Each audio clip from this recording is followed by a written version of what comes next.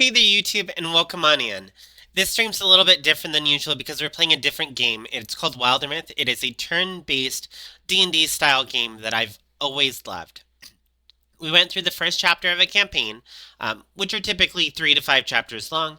Um, we had a lot of fun with some voice acting, and I think it's really a great time. So make sure that you hit that subscribe button, sit back and enjoy. Again, a little off the beaten path, but I think it fits our storytelling style really well.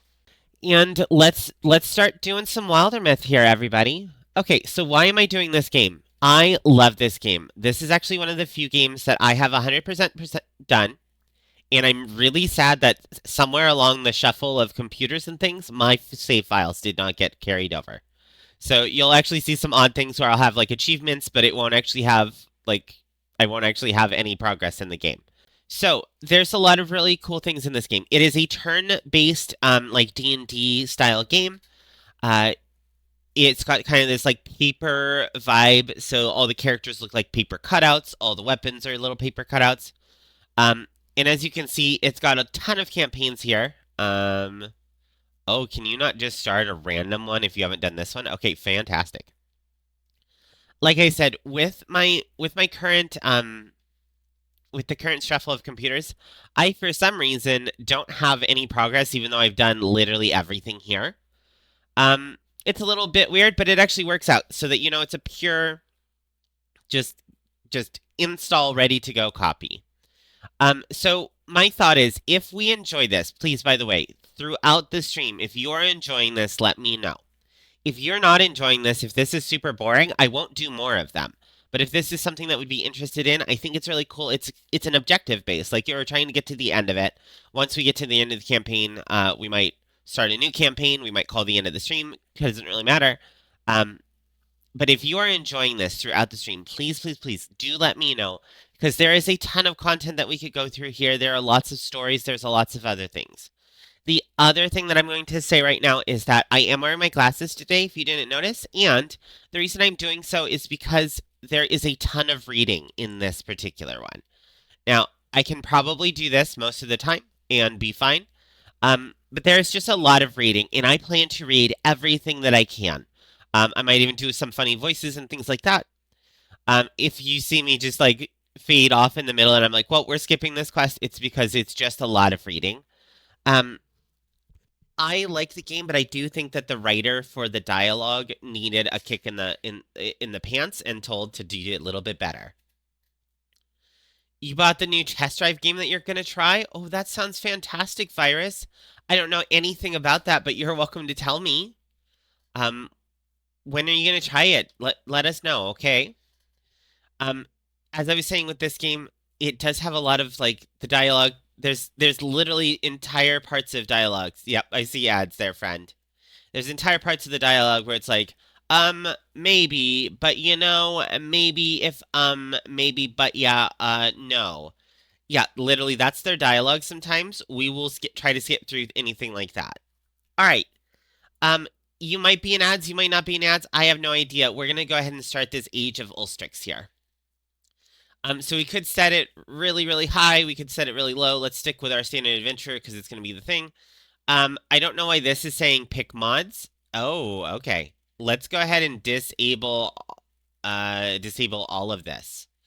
I didn't realize that it would bring my mods over. It really shouldn't. So we're going to disable all of these things. Perfect. There are a ton of mods for this game, by the way. If you can already see, I have a ton here. There's ones that change how the game works. There's ones that change cosmetics. There's a whole bunch of things. This one I play with a lot. Any ability, any class. Also recruit all heroes. And I'll explain a little bit why later. Healthy humans, all of these things. I think they're all really fun. The free ability rerolls definitely breaks the game. The whole point of the game is to reroll and hope that you get really nice characters. But it is nice once you've played the game through so much. With me. Won't you stick All your right, we'll hand hit the in my next button. cage? And a beautiful poke from Virus One. Thank you.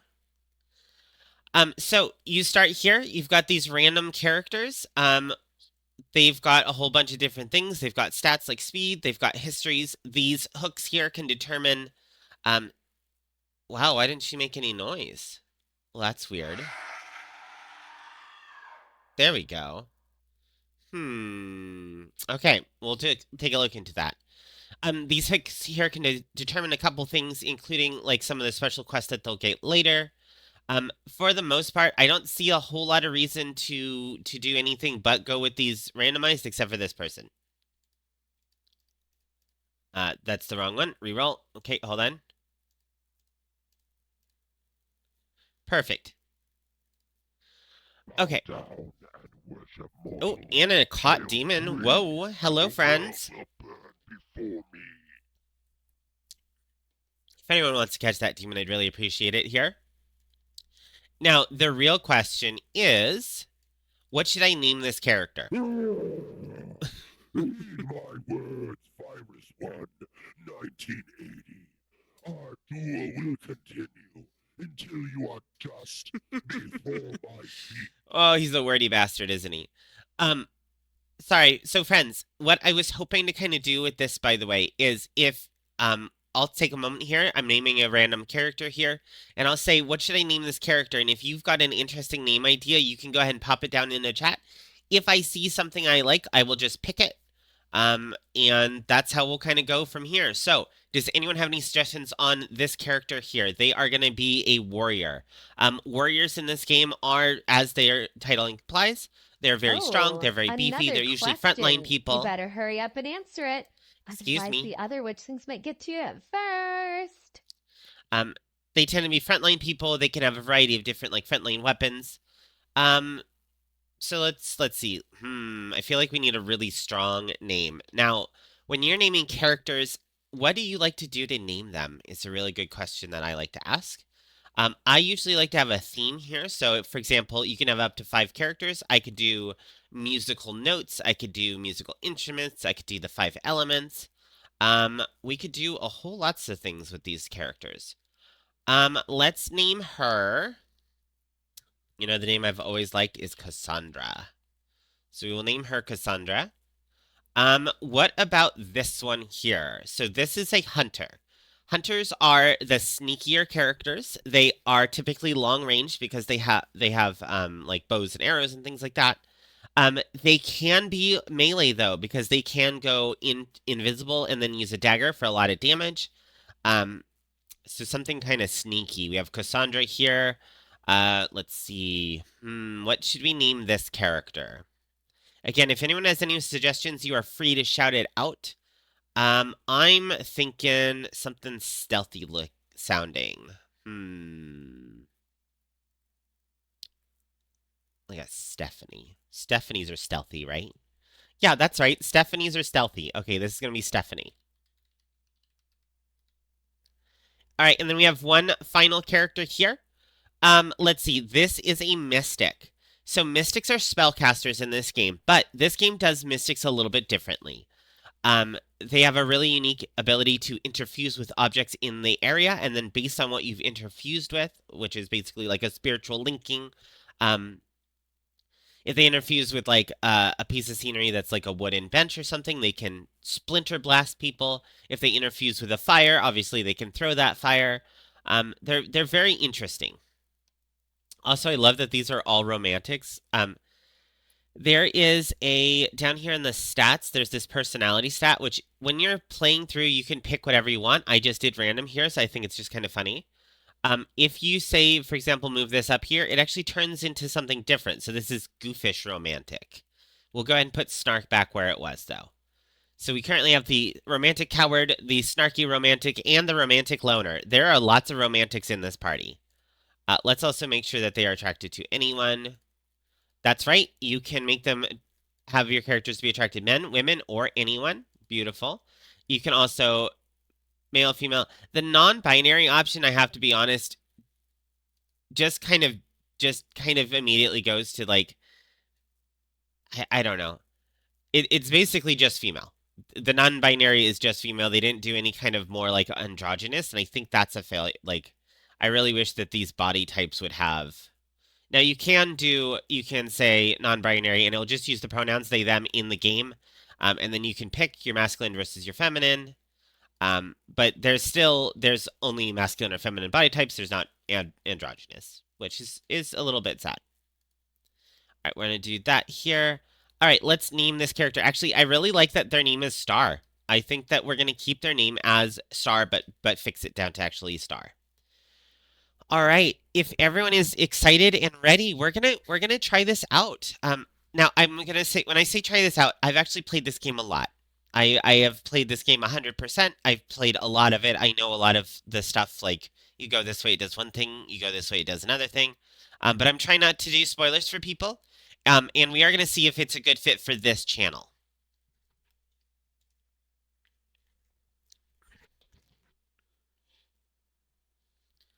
All right, this book. There's room in it for another story. It's cold. I'm stuck here. Why not scribble in a book, anyway? No one's going to read it. I think this is Star. That'll make this beginning. Here in my yondering country, something in the woods is very strange.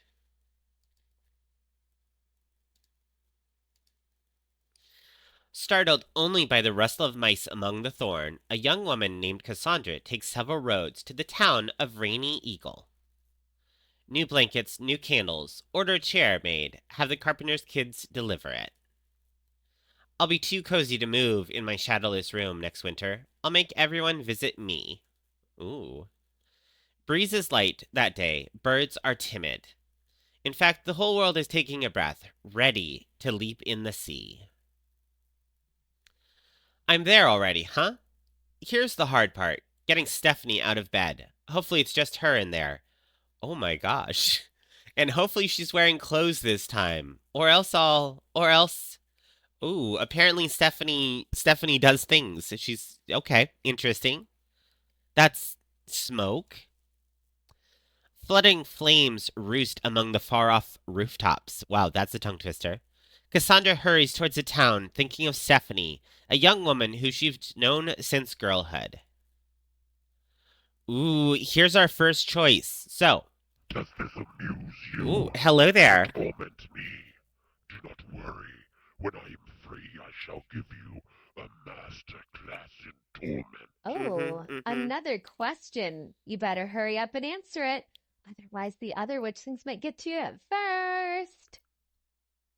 They like to interrupt, don't they? Okay, so here's the question. Should Cassandra say, watch me worry and she's fine, and be a rival? She must have tried to cook breakfast again, a friendship, or I'm running towards the fire, for her, romance. Now, these three things do a couple things. First off, they have in-combat benefits. Rivals, if one of them does a critical strike, the other one is going to more than likely critical strike on their next turn. It's kind of a free crit trading. It's really fun. Friendship makes them more defensive together. So if they're standing side by side, they've got better armor and defenses. And then romance is if one of them takes damage, the other one gets a massive damage boost on their next turn. In addition, they do have different stories and quests pop up randomly if you have someone in a rivalry versus someone in a romance. So, I'm going to wait about 30 seconds. Do you think we should do rivalry, friendship, or romance with these three? Rivalry, friendship, or romance? Ba-ba-ba, romance, rivalry, friendship. Hello there, welcome on in. It's great to see you there, first-time chatter. We're just trying to decide what to do with these characters here real quick. If you'd like to introduce yourself, you're more than welcome to. And if you would like to, just kind of lurk in the shadows, you're welcome to do that too. I don't mean to call you out. I'm just excited to see you. All right, we've got about 10 more seconds, I think, before we're going to make a decision here.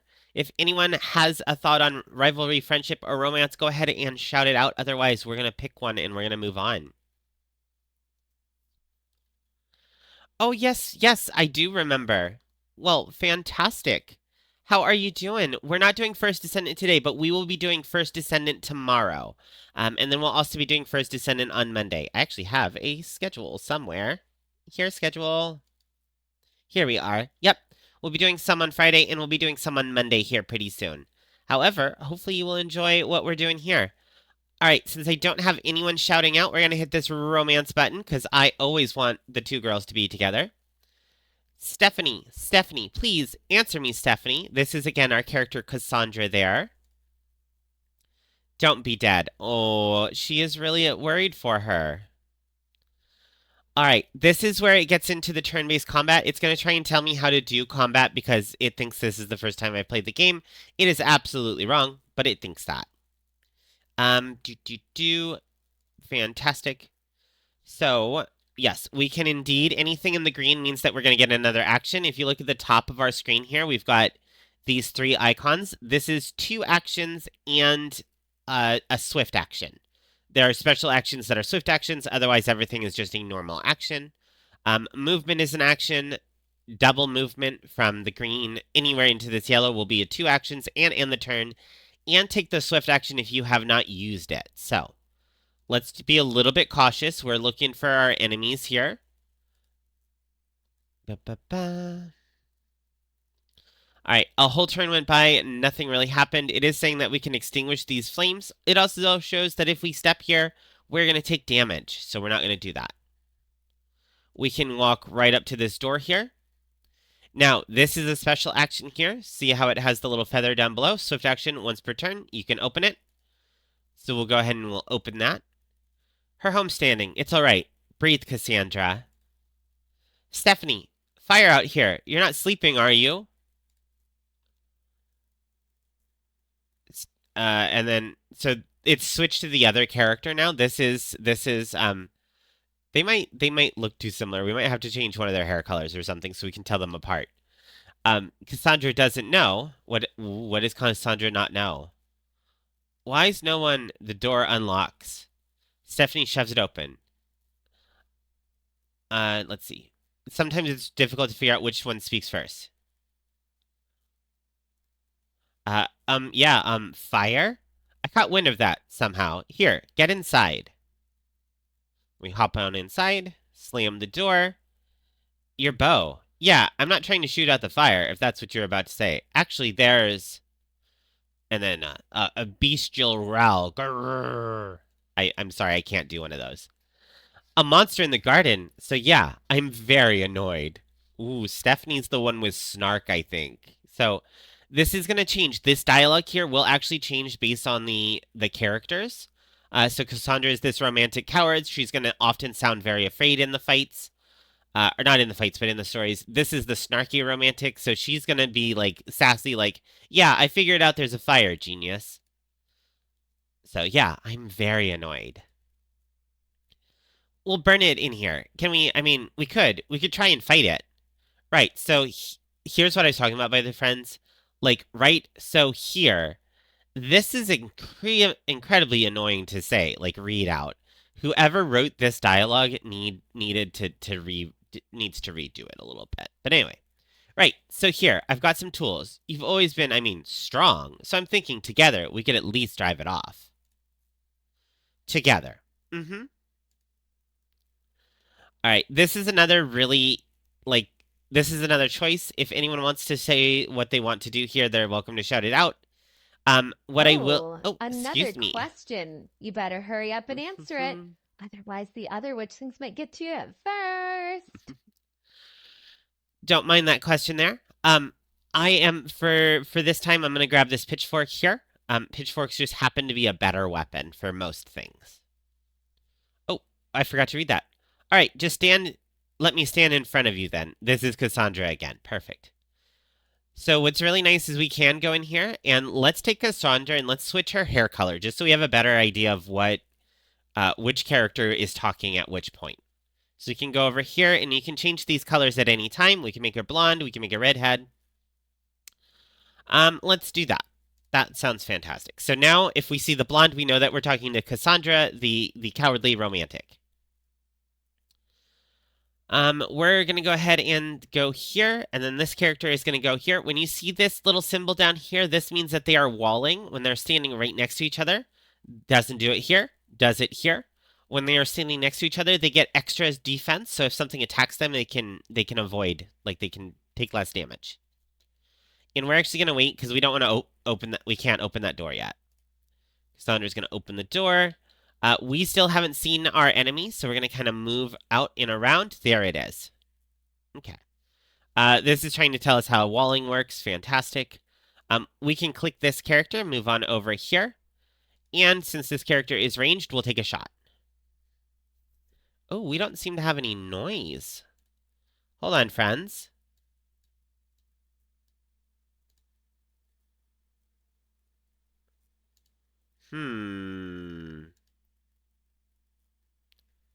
Yeah, that should be working. Oh, we did not mean to do that. That's unfortunate.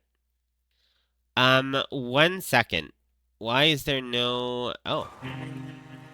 There we go. I'm so sorry, everybody. Alright, we're gonna do some sound adjustments, so this might take a little bit.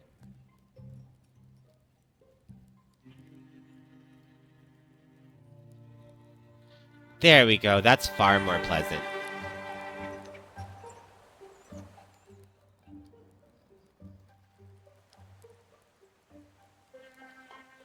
Okay, does that sound good to everybody? Do you hear that now?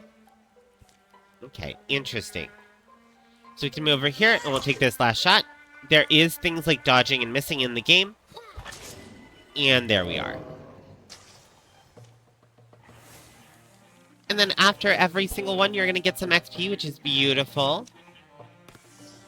And here comes the new thing. So, there is a roll every time you level up, you get a random set of abilities. If you have something called legacy points, which I do not currently have, you can re-roll them. And you're kind of stuck between these abilities here. What it can do... Okay, that's loud now. Hold on.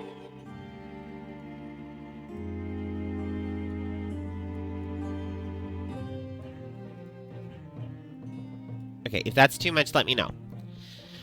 So you can end up with a character that has some really cool abilities back-to-back. You can also have a character that just doesn't have any good abilities, and it can be really frustrating. Here we have Raider, which is that we can start a fire on a tile. We've got Wolf Call, which is when we kill something, we can get extra speed for everybody.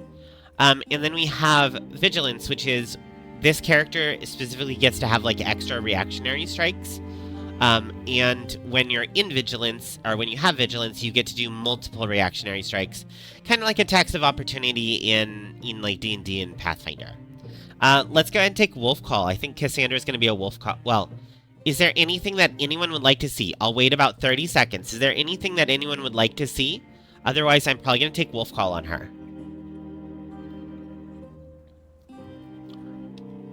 And we'll take a moment to take a moment and rest.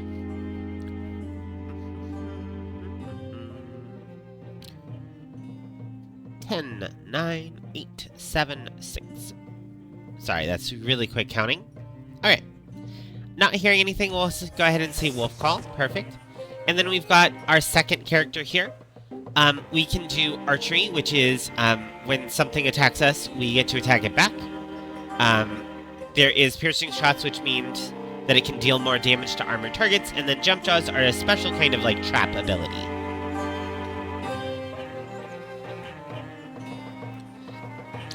And this is really shaping the character here, because if she had gotten one of the melee abilities instead, that would really shape how this character is going to work. Alright, again, once we're at the decision, I'm going to take a moment to wait for everybody. Nope.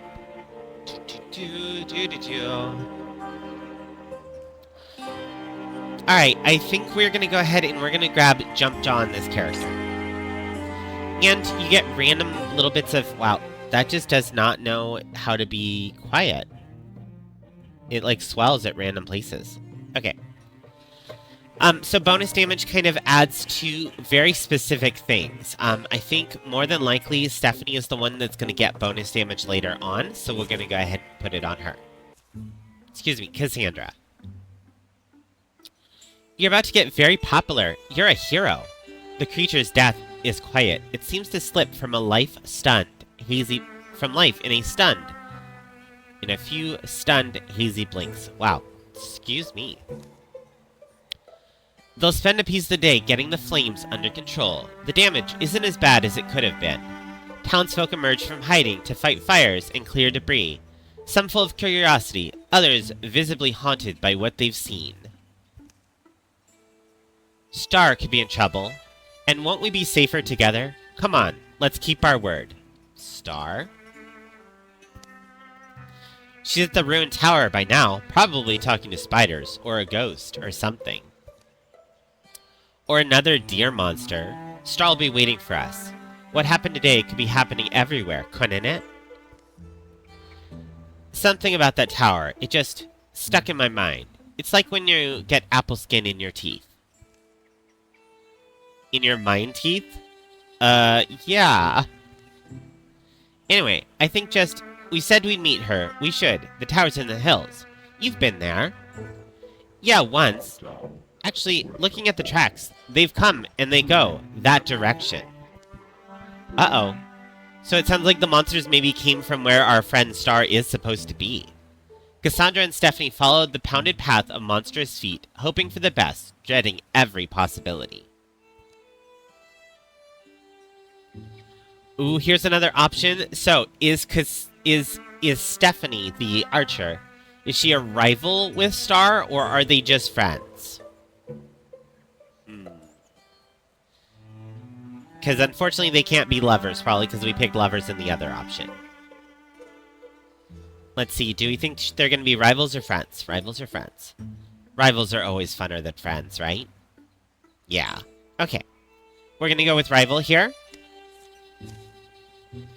A wordless while passes between them, but the quiet only heightens their worry.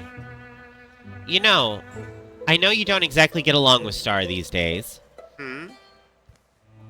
Maybe not, no. You know what it is? It's like today, while we're cleaning up, well, I'm going to assume what was her mess. I bet that glum weirdo's up there now. Without a care in the world. I don't think she does. I think she has cares. I think she has lots of cares. Stephanie and Star are now rivals. Uh-oh. Okay. So this is the next part of it. We are going to kind of discover the world. There's this overworld kind of view here. And when you click on things, it can tell you what you can do there. You can also click directly on there to go right into it.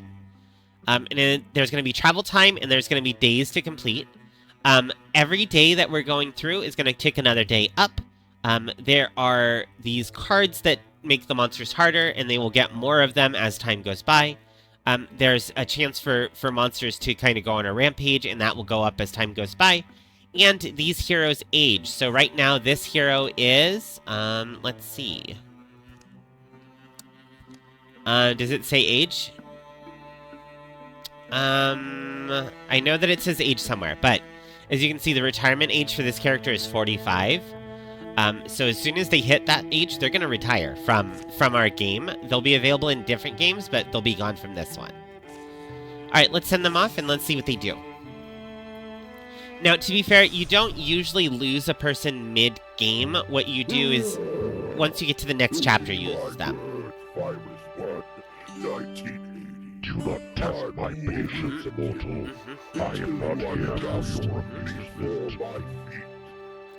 Thank you for hitting all of the buttons. I appreciate it. And poking that demon. He's a real bad demon. Yes, he is. The previous night. Ooh. The tower where Star had arranged to meet Cassandra and Stephanie is a place she often used to escape as a girl. She knows its rooms and its floors so well. She could survive being chased through them. And now I wait, I suppose. Dusk gets deep as rain puddles in here. Alive is alive, until that beast breaks through. You're not so bad, are you, beast? I don't know, maybe they are. At least, you're not loud. They seem kind of loud. It's a picturesque old tower, perfect for a plot twist. Weathered and saggy, it defends nothing now, not even from rain. But as the old will tell you, precious things go overlooked in a ruin.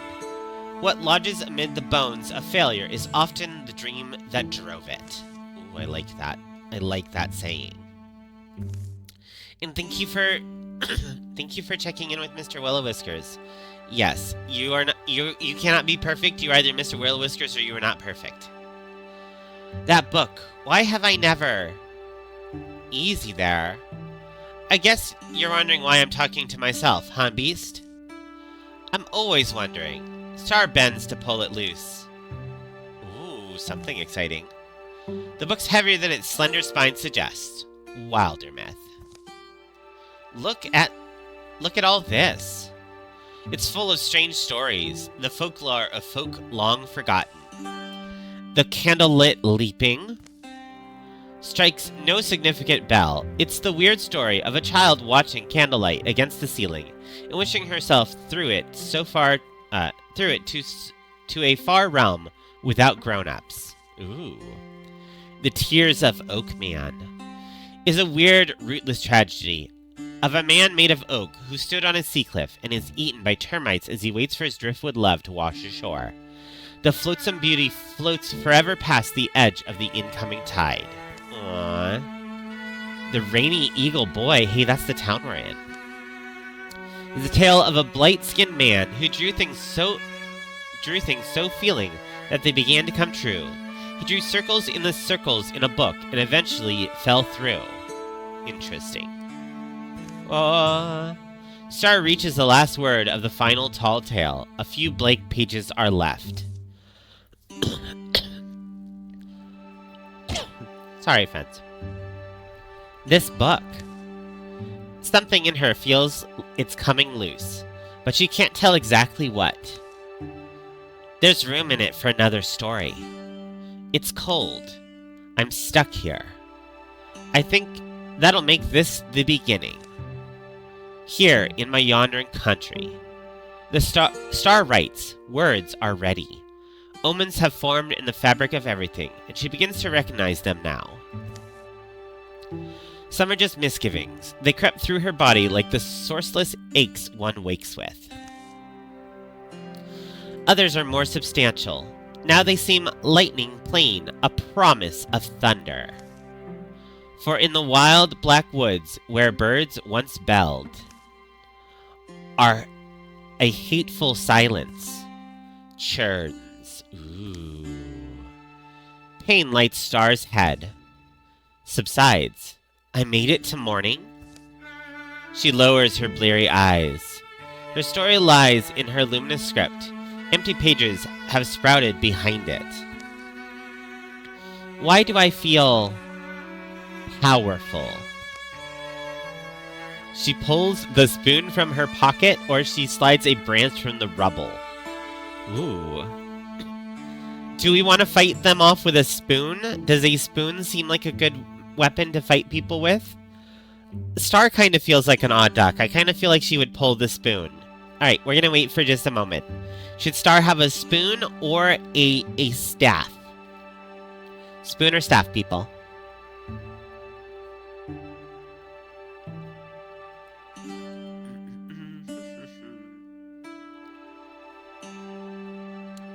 Let's be a little silly with it. Let's go ahead and get a spoon out. Open wide, beast. I'm getting out of here.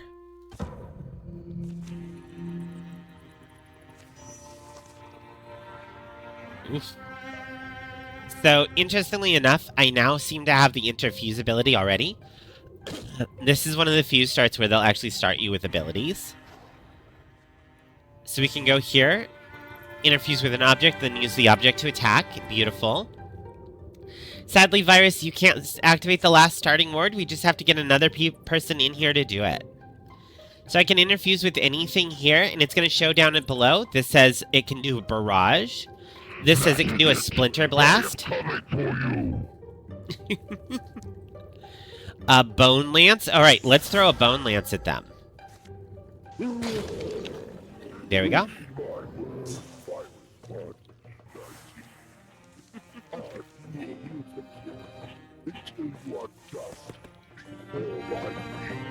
So we did manage to take it out in one hit while the demon is yelling. There's a couple things here. So, Naturalist, plants, Vine Wretch. This is saying that we get a new ability called Vine Wretch if we interfuse with plants.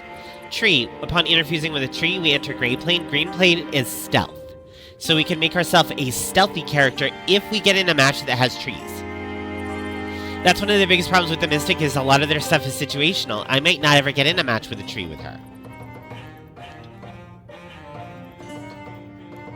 Now, here's the thing, though. Star bonds with the earth, summons forth a seedling, and silts a wondrous tree that pins surrounding enemies. If I were to take naturalist and I could interfuse with a tree, I get to be in Grain Plane. Arches says that I get to make trees. I wonder if these two interact. Let's try it. Let's make her an Arches character. And then she is the only one in here, even though I'd rather put speed on a different character. More monsters roam the ruined halls and rattle the rotting furniture. But Star moves quickly, sensing her way in the dark. Daylight lands on her wrist. Cool wind soothes her tired eyes. I'm still allowed to live? She closes the door, gentle, to make no noise. That was the mystic arts that I did. Right, Tower? Where did I get it from? It couldn't have just happened. Is it just one of those things? Things a woman's born with, that might blossom in her life when she needs them. Suddenly, I could listen to the bookcase, talk to the flame. I feel the sweetness in the onion plant. Star? I guess one thing this means is that I am now a charming enigma, a mysterious enchantress, born ordinary, but changed by things her young, captivating eyes have seen. Wow, she's got some big plans for herself. Star, you bunkhead! I love this big rant and then bunkhead, that's what we go with. Hey Star, something happened? Cassandra, yes. Sorry, Stephanie's voice just bounced off my ears sometimes. Cassandra saved my life, convinced me to come get you. Yeah, see that smoke in the horizon? That's from town. Yeah, that's Rainy Eagle. It burned? Then more growling. Things are different than they were. Well, I don't know if you've ever seen something quite like this. A monster? Sure we have. We slay monsters. You slayed one. You slayed one monster there, Cassandra. You might want to tone it down there, friend. Okay, well, I do magic. Yeah. Just tell him what to do there. Just tell him like it is. We have a plan, right? What's the plan? I just want to know the plan first. A perfect understanding isn't likely to emerge. What these beasts are, where they came from, what drove them to attack the town of Rainy Eagle. But letting them nest here feels like the wrong idea. That's not a confident face. Sure, well... Then we have a choice. We have plus courage or plus stoicism. We can have Stephanie say, back at my house, it was pretty simple. Excuse me. Kill the beast before it kills you. Or we can have Star say, I just came out of there. If we're methodical, patient, we can fend them off at least. I feel like Star, honestly, is the stronger kind of voice in this particular one. She just learned magic. She's feeling pretty strong, but she's also really smart. Stephanie's just a little cocky, so I'm gonna go with Star right here.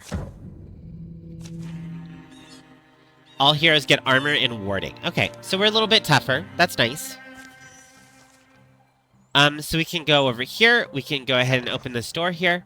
You'll see I now have two abilities here. Silk Step is gonna put me in invisibility. Jump Jaw is gonna be that special, like, trap stuff that I was talking about. Let's see if there's anything in here. Okay, so there's a raccoon there. He is a ranged unit. I could Guardian here, but he's gonna come up and shoot me anyway. Let's move this way and try and force him to kind of move towards us. Let's see. Ooh, why can't I make... Oh, because this is the only two acceptable spots. Okay, we don't want to do that yet. Let's go ahead and wall up here. Virus, thanks for... Wait. Oh, I was gonna say, the game isn't active, is it? No, it's not. Okay. Thanks for casting a spell at licking sugar. Yep, that makes sense. Alright, let's see. We're in the next turn. Still can't reach this creature, which is unfortunate, but I think we can do... There we go. We could pin it. We can definitely do that. Or we could take a shot at it. Let's bring this one over here and take a shot. Bum, bum, bum. And then what I'm going to do is I'm going to bring her over here. We're going to hit her into Guardian. Guardian is that ability that I was talking about. Hey there! Yeah, good try. Try it again, and maybe it will reset your stats for real this time, Virus. Nice try there. I was busy. Alright. And then we're going to come on over here, and we're going to interfuse with this anvil, because we actually want to keep this guy stuck here. It's not going to kill him. He is ranged. He's going to get an attack. But if we get him stuck here, he can't run away from it.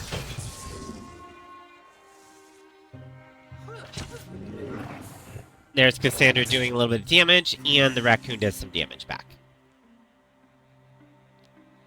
Let's see. Let's go ahead and start with a shot, and see if that hits. It does not. Okay. So now if we get over here, we can go ahead and end this one. Ooh, it took cover. Oh, that's just rude. Okay, what else can we do with this? Unfortunately, this is not a damaging ability, but it could save our character here. So if we flare these two, now they're blinded, which means their next hit should automatically miss. There we go. Keeping Cassandra safe. So it's not always about dealing damage, it can be about keeping your character safe. We'll go ahead and do that here. Oh, there's finally our wolf call. We would get extra attack up if we needed it. Beautiful.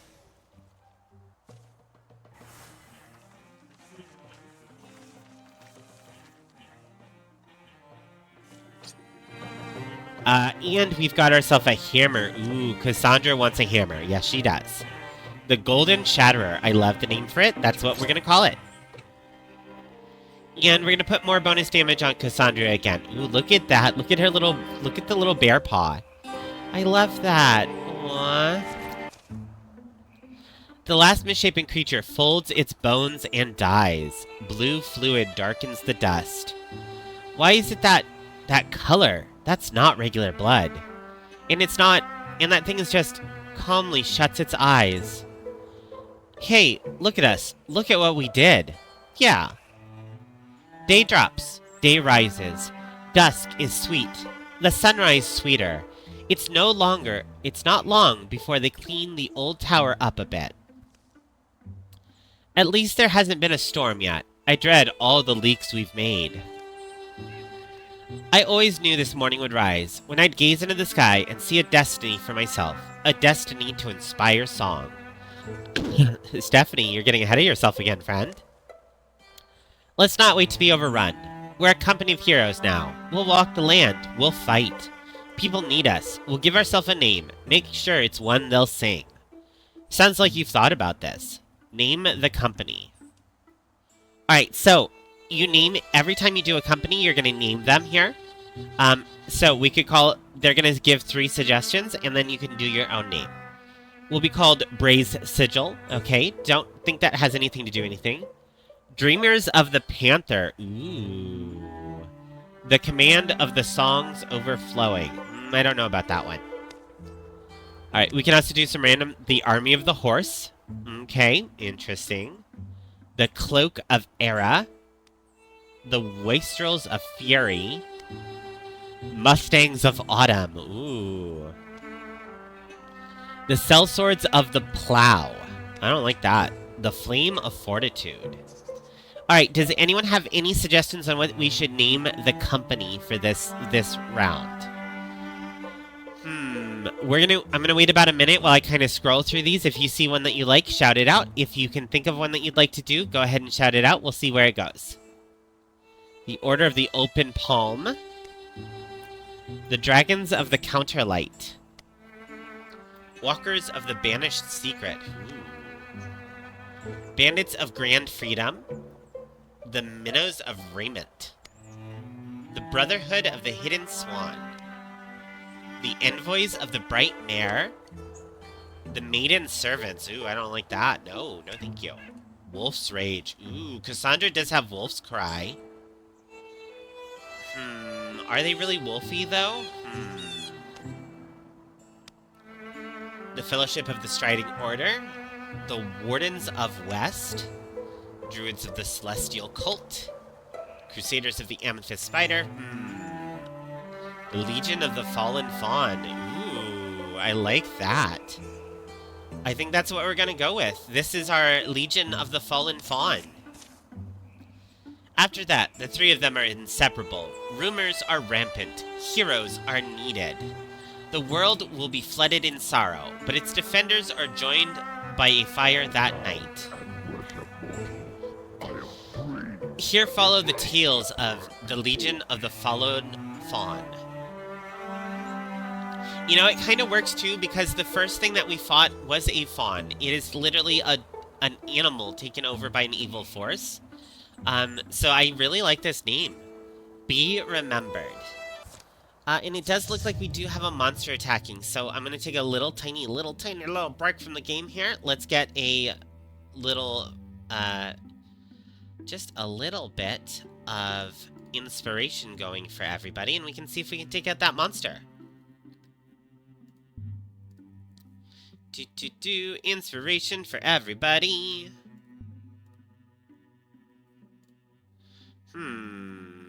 Oh, there's an escaped demon. That's what's going on. Well, friends, if you want to stop that demon, by all means, please do. We're just going to add a little bit more of our inspiration here. Uh-oh. One more second, friends.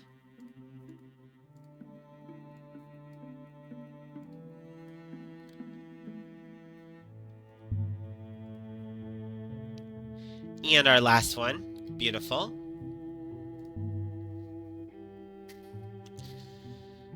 Alright, and we'll go ahead and hit the finish button on that. Silent. Ooh. Another witchling is among you. Kawaii Panda Gaming is here. And welcome on in. We're playing Wildermyth today. We're doing a special stream where we're trying a new game to see how it works. So far it's been kind of quiet, but it's been pretty good. We're gonna go ahead and we're gonna find an item here. Every time, so when you complete a zone, you can then secure the site. You build up basically resources and things there. You get resources towards building more things, and you find an item. So it's usually better to, unless you're rushed for time, securing your site is really good. So these are now items that we'll get at the end of the adventure for growing stuff. Ooh, stunt chance. Okay, so stunt chance is just like that. It has a chance to deal extra damage. Let's go ahead and put it on Stephanie here. And we're gonna go recruit a new hero. So what we've been doing, Panda, by the way, there is a monster attacking for anyone who wants to go fight that monster. What we have been doing, Panda, is we have been doing, there we go. This is a greedy pacemaker. There's a lot of decisions in this game. So every time I reach a decision, I try to give about a minute or so for people to respond, especially since there is a time lag. But for example, this one here, we're gonna get a new recruit. We're gonna get a 4th member. What is a good name for them? What do we want to call them? Now, to be fair, we don't know what they are yet. We're gonna decide that here in a second too. What I am encouraging people in chat to do is if you want to see a particular option whenever I come to a decision, shout it out. Just shout it out. If it seems like a good name, I will take it. If it seems like everyone is wanting one direction or the other, I'll go that way. And that's just kind of how we'll do it, by shouting consensus. So, is there a good name for this new character? We currently have Cassandra, Stephanie, and Star. Thank you for not only activating my starting ward and catching that demon. Did you catch the demon? Yeah, you caught the demon. Perfect. But thank you for also treating the familiar. He will like you 0.000000000000000000001% more every time you do. So thank you. All right, let's see. What's a good name for this new character? What do we think of something like Katrina or we already have a Cassandra name, and we have a Stephanie and a Star. Two noises. We should have something new, like Lindsay or Liara, or ooh, I kind of like Liara. Ooh, we could do Liara. Ellipse? Isn't that a kind of punctuation? I do kind of like it though. Ellipse. like that. Okay. Here we go. Our girl's name is now Ellipse, and we'll go ahead and we'll hit the recruit. It is going to take, so we've gotten some LP. This is legacy points. You get legacy points for completing zones, crafting them. You get legacy points for everything, basically, but you just get a little bit at a time. So it's going to take 3 of our 5 available to recruit her. Now, if I wanted to, if I had characters from before, I do, by the way, we are just not using them, we could pick from our legacy, and we could bring in a potentially, like, really strong character, especially if we're having trouble. We're not going to name him Greg. No, thank you. There we go, and we'll hit the recruit button on that.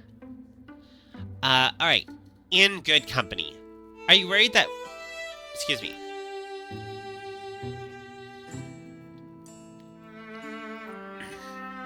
We will be taking breaks and we will be hydrating, because there's a lot of reading in this one. Are you worried that we're going to be overwhelmed? That it's worse than we thought? Come on, it's plain numbers. The more of us there against them, the better. Plus, I would like someone to talk to while you and Stephanie are making flutter eyes at each other. So this is another chance of unique dialogue here. Because Stephanie and Cassandra are in a relationship in the game, Star has this moment to kind of comment on them being kind of fluttery-eyed together. The stars were beginning to come out by the time they got back to the Rainy Eagle proper. Good thing we got in when we did. Looks like most people are still out and about. Maybe we can knock the errand sooner rather than later. Wait, you're back already? You wiped them out that quickly, or... You didn't give up, did you? Wow, Ellipse. Nice. No. Good. That would be distressing news. Actually, we're back because we're looking to expand the company. What about you? You look... virtuous. She does? Okay. And you could probably fight with that thing in a pinch, right? Probably. I'd always thought of myself as a grower or a builder, but I suppose I could, for the right cause. And there's not a lot else keeping me here right now. It's the season when a young woman has to figure out what to make of her life. And as the season has brought a lot of changes, can't argue with you there. It would be good to have that help. We've learned a bit out in the wild, so far. We can have someone to get you up to speed. Wow, I messed that up really badly. Alright, so whenever you recruit a new person, you get a chance. You can say what you want them to be. There's warriors, hunters, and mystics. There is a couple differences here, not only in their abilities, but for example, warriors typically are more powerful at the start. However, they age out very quickly. Hunters take a while to build up. They actually get less XP than a warrior. They age out less quickly. They're just not as strong. And then mystics can be incredibly strong, but they start incredibly weak. They get very little XP, but they last forever. Like, you can have a mystic run through an entire campaign and never worry about them retiring. So, do we want to do a warrior or do we want to do a hunter here? I'm kind of feeling like another hunter just because it's a good middle ground and I also don't like mystics. Thank you for defeating that monster, by the way. Thank you, both of you, for jumping on in there and dealing a bunch of damage. Sorry, we're in an ad real quick. Thank you, though, for taking on that monster. You are getting points, so if you hit exclamation brag, it's going to show you how many points you have towards the month. All the little mini-games should be giving you points. If they're not doing it, I'll fix it at some point. And we'll have a little thing at the end of the month. We're just waiting 30 seconds for, one, someone to make a decision, and two, to be back. So I think we should do Hunter, but if everyone else would like to see something else, they are more than welcome to shout it on out.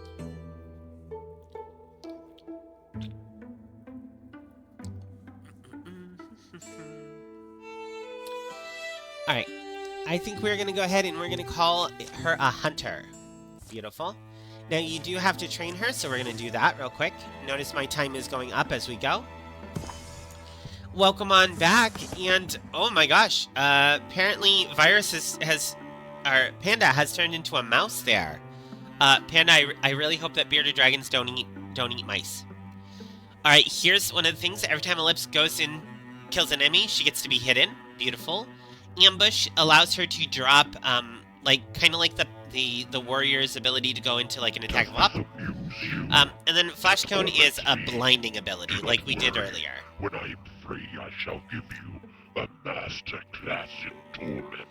Honestly, Ellipse sounds like a really stealthy name. Let's go ahead and make her a rogue. We might even make her a melee character.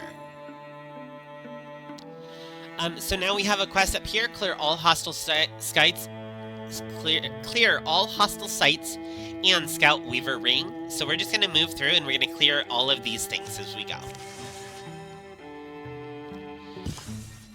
Before we do that, how is everybody doing? Are we enjoying this? If you're enjoying it, please make sure that you let me know. Here's the thing, I do have another one of these scheduled for this month.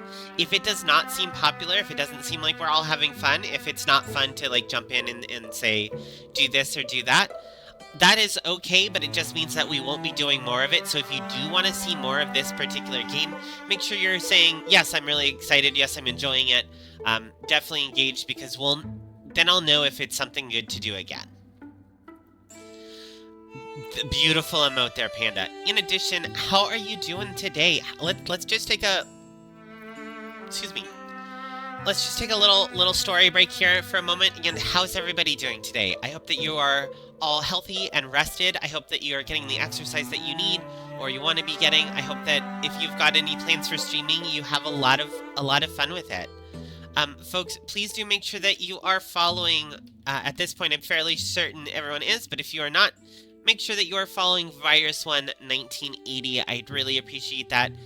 He does stream from time to time, especially with his sister, Lady Linksy, and he's just been such a great, support on this channel, and I would love to see more support fly his way as well. And then also make sure that you are following Kawaii Panda, who, Panda, I'm not really sure how long you've been here, but you have definitely made your mark. You've done a splash on the channel.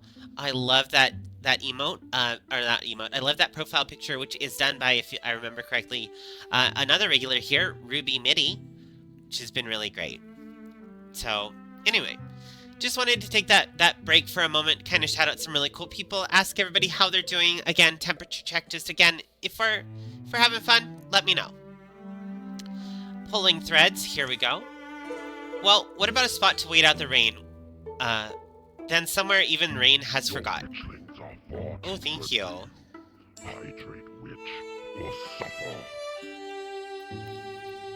Thank you, I appreciate it. Smells of not even death, but some opposite of life. Star regards the wet field for a few minutes, then wanders up more of the sturdy-looking staircase. What's been exposed to the sky for so long now lies covered in lichen. One room, however, remains relatively untouched by the elements. Okay, I'm gonna have to do something here real quick. This is an event that will bring in a new random character. Unfortunately, because I do not have mods on, and I was trying to do a complete, an almost complete run through here, I'm gonna pick the option that does not get the character. One, it's going to cost LP that I don't know that I have anyway, but more importantly, I don't want to bring in a character that is either broken because they don't have the proper mods, or is just not from this playthrough, so we're going to skip through it. Unexpected. You think it's an old collection or some thief stash? Hard to tell. Various hero wings. Don't think we've ever fought one of those. And then there's this one. The weaving's not like the others, among other differences. No loom I've ever seen weaves like this. Why anyone would want this in their collection, I'm not sure. The tapestry breathes a shivering aura, then out again. So there's an option to interfuse with it, and there's an option to destroy it. Beautiful. We're going to pick the option to destroy it because I'm going to tell you right now, the interfuse with it does get this character, and I don't want that character. You think we should... This thing's existence isn't doing anyone any favors. The motive of whoever or whatever made it was clearly ugly. They drag the tapestry to a clear corner and start a fire. The threads seem to shriek as they curl and melt, and violet smoke seeps out of it to find its doom in the rain.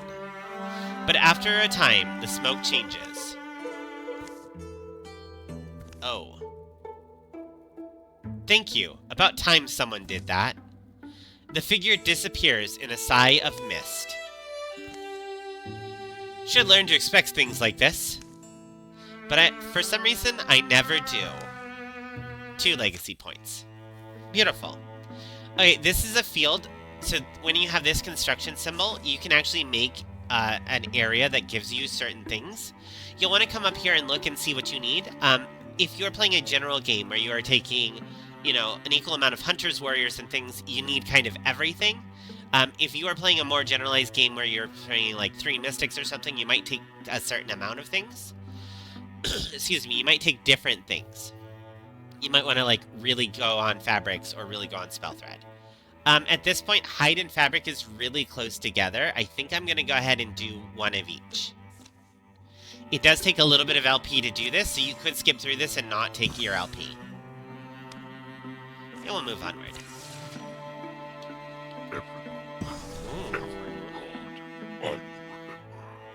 And when the dust settles, you will remember as well. Thank you for that. 1 second. We're gonna take a real quick snack real quick, and then we'll read more. Bum, bum, bum. Fire Eagles. Hot on the track of a band of enemies, our intrepid party races through the woods. Well, less racing and more... Look, who knew they'd be able to hide that well? It's not a very dense forest.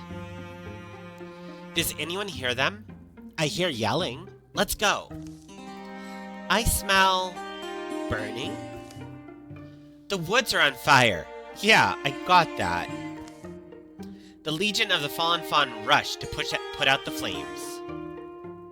More coughing. Woo! Thank you. I got a little out of hand. Did the Deepest set that? No. What? It was a controlled burn. Well, emphasis more on the burn part of the controlled part. Wait, you set the woods on fire? Only some of them. Oh, thank goodness. Otherwise, it might be weird. Burning is very important for these woods. It keeps the fennel down. Fennel? Isn't that an herb? Well, yes. People cook with it, but it grows 6 feet tall and makes thickets, so you have to burn it down in order to save the eagles. So you burn the woods to save the eagles, who live in the woods.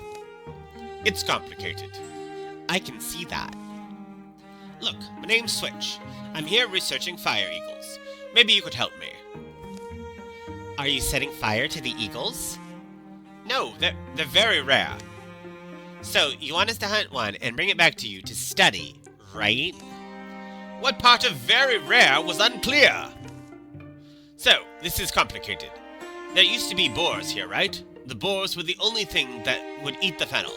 Then people hunted the boars because in addition to fennel, they were eating people. The boars were eating people? Excuse me, what? That's a problem, yes. Not for the boars, presumably. So once they killed the boars off, nothing ate the fennel, and then the fennel would get really thick. And bunnies love this, because thick fennel means the eagles couldn't see them. So the fire eagles ultimately starved because there are no boars.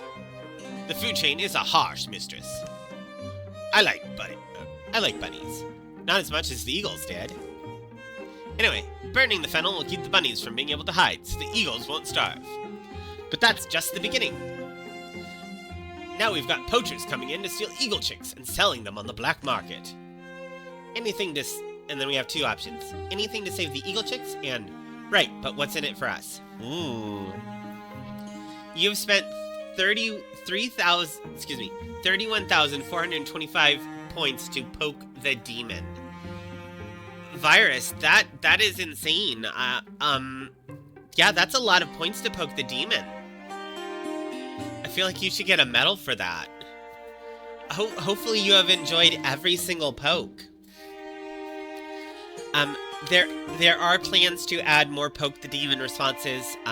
So just every now and then there's just another thing to poke. Aw, thank you for the hearts, Virus. I appreciate it. Again, hopefully you're enjoying this. I had fun doing that voice for a little bit.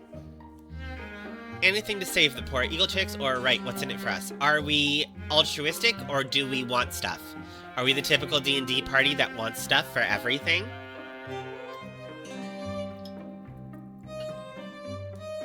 I feel like we should be heroes. What do you think? We'll wait about 30 more seconds while we think about it. In fact, friends, I'm going to run and refill my water because there is a lot of reading in this one, and if I see an answer when I get back, that's what we'll do. Panda, you say hero? Okay, let's be heroes. Let's be big name heroes right now. Ah, thank you so much. It's a big help. Seems like it's the same bunch we were tracking earlier. There's a fire eagle nest about half a mile that way. Take out the monsters around it, why don't you? I know he didn't say that, but it was too much fun to add that.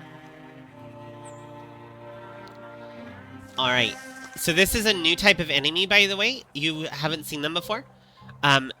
There is usually a main enemy in the campaign, so the main enemy in this campaign are the Gorgons. But you will still run into other sub-enemies, and there are certain things that work better on them than other places.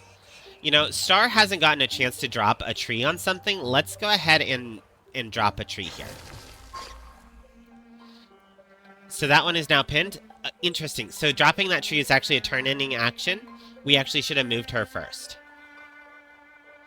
Now, we can swap weapons. And do you see how it shows this little, like, super arrow button here? This means that we have flanking, because something has attacked from a different direction this turn.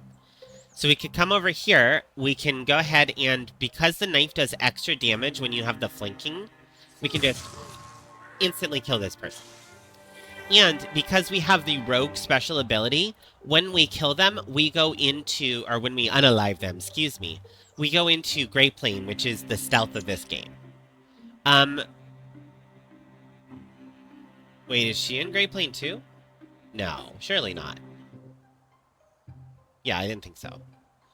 And then we're gonna go over here. Let's go ahead. We're gonna throw this. This is Jump Jaw. So Jump Jaw is a really cool... let's set it here so he has no choice but to step on it. Yeah, anyway he goes. So we're gonna throw this here. If he steps anywhere now, he is going to step on this Jump Jaw. It's gonna deal him a bunch of damage and it's gonna pin him. Meaning that hopefully he won't be able to get a chance to deal any damage to any of my heroes. What we will want to do is make sure that someone is not available to be hit if he were to step and survive from the Jump Jaw. So we'll come over here. And as you can see, he stepped on the Jump Jaw there. He took a decent amount of damage and he had to stop, meaning he didn't get to deal any damage that turn. Beautiful for us. That's exactly what we wanted. We'll come over here. Now, the knife doesn't get any bonuses because I haven't done anything to this guy yet, but more than likely I can deal 1 point of damage. And she's going to stay in stealth because she has rogue. So she can kind of just move around the board and continually stab people. One of my favorite things to do. We open the door here. We've got one single action we can move in. Let's just Guardian here, so if anything tries to come through that door, we'll deal a bunch of damage to it.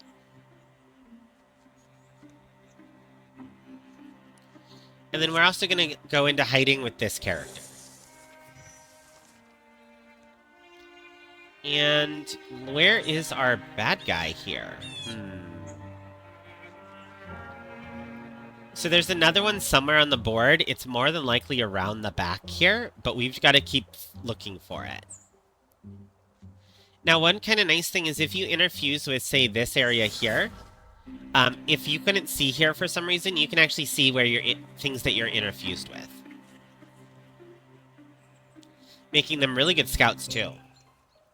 Let's throw a Jump Jaw right here. Jump Jaw shouldn't affect my own units, and if something does come down this way, it will get stuck before it gets to us. There we go. We'll come on over here, and we'll take this shot.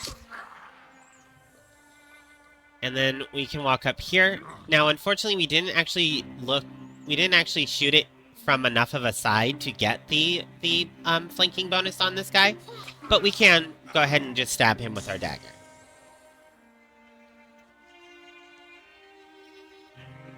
We'll move them this way. I don't think that there's anything that we can... We might be able to hit him with this. I don't think so, though. We can. Perfect. So we've got Splinter Blast here. This gives us a little bit extra range, and since it's centered on this thing, it can kind of go around the corner. There we are. And we'll just punch him into the next year. Beautiful.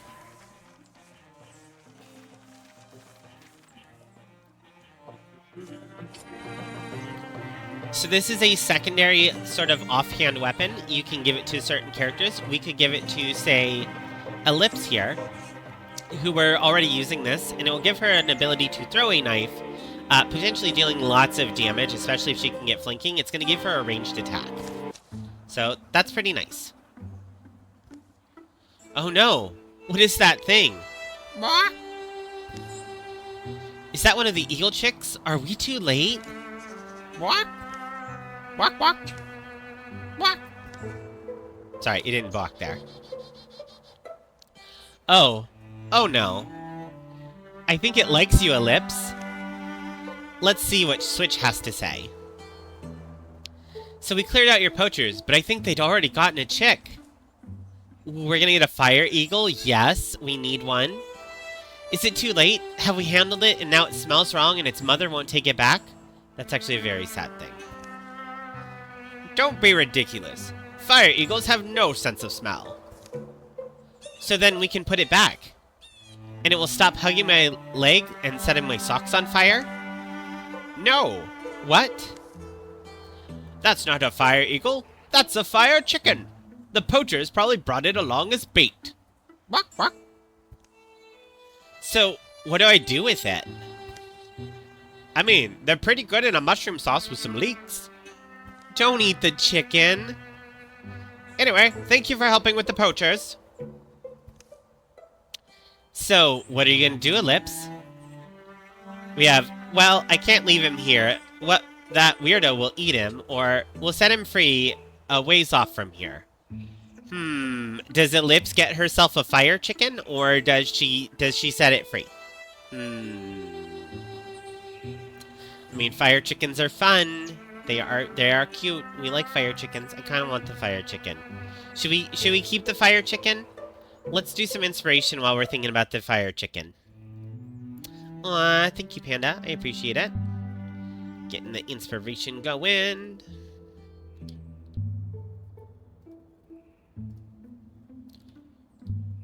Alright, we have a vote for pet, and I kind of want to do pet anyway, so that's what we will do. We'll keep the fire chicken. Can't believe that one guy was going to eat the fire chicken. Alright. Looks like you have a new pet. What are you going to name him? I don't know. Sparky, maybe? He looks like a Sparky. Bum, bum, bum. Alright, so that was Ellipse here. And she has a fire chicken now. The Ellipse pet can light an adjacent tile on fire once every 3 turns. Okay, interesting. There's usually another thing that comes with it. It might be that you have to get the ability for it. But now I have a little fire chicken that follows me around. Isn't that super cute? Oh, I love it. I will find an item here, and off we go. And then, Panda, what are you up to today? Are you doing anything fun? Anything that you're getting on up to? Are you going to stream? Sorry, asking a million questions. That's what I do. Okay, so potency is a very, very important stat. So, most of the fun things in the game require potency. Almost all of the abilities that the mystics do some kind of potency. For example, the range on this pin is based off potency. A lot of the damage that you do is based off potency. However, they also get the most potency naturally. So you can see this character has 2 potency here. This character starts with 0, this starts with 0, this starts with 0. So the question is, do I give Star this and kind of build up her potency? Or there are other things that do require potency on these characters and they don't have any naturally. So for example, putting potency on her jump jaws here. Putting potency on her jump jaws here can do more damage. Let's see, do we have another one? Currently... Nope, currently don't... Oh, here we go. This is actually because of the fire chicken. Ellipse can now walk through fires without taking any damage. I'm debating about streaming because technically today isn't a stream schedule. Yesterday was, and I didn't get the stream because of the router issues. Okay. I've definitely been there, Panda. I think that if you want to stream, you should by all means go ahead and stream. If you decide not to, that's okay. I definitely try to do makeup streams and stuff too. Like, I almost did a makeup stream yesterday for missing on Tuesday. So I definitely understand that feeling. So, if you do decide to stream, just let me know and I'll get you tabbed up, okay? Alright. We're gonna go ahead and... I think what we're gonna do is we're gonna put it on Star for now. Let's build up Star's potency. Test my patience, mortal. I am not here for your amusement. And thank you for casting the spell and poking the demon. I appreciate that. You can't poke the demon anymore, Virus. You're at 420 pokes. You can't do it. It's illegal to poke it more. You're at the perfect number. No more. Alright, perfect. And we'll do this here. Sus indeed. Almost to Suet Stell, aren't we? Terrain looks right. Hills are tough, but rich. That's the tallest point up ahead. Can we get a lay of the land from there? Huff, that was, steeper than it needed to be. Quite a view, though, I'll say that. Atop the highest hill. Oh, what's this? Ta-da! Ellipse, this isn't safe. I'm a bit worried. What else we'll find? Ooh, what a find! Come on, Ellipse, leave it alone. Let's head down. Or, these are valuable, you know, whether they hatch or not. Ooh, okay, so this is, we haven't run into this before. There are two options here. One of them has a % chance, which means that there are two potential outcomes to this. If you roll really, really good, you'll get whatever the good thing is. If you roll badly, it's usually a bad thing for you. And then there's this head down. So, do I want to try and take this egg from a crag eagle, or do I want to leave it alone? These are good questions. And thank you for defeating Sunder. I really appreciate it. Thank you. We're going to wait a moment to see if anyone wants to hit that button, and I'm just going to check my phone real quick.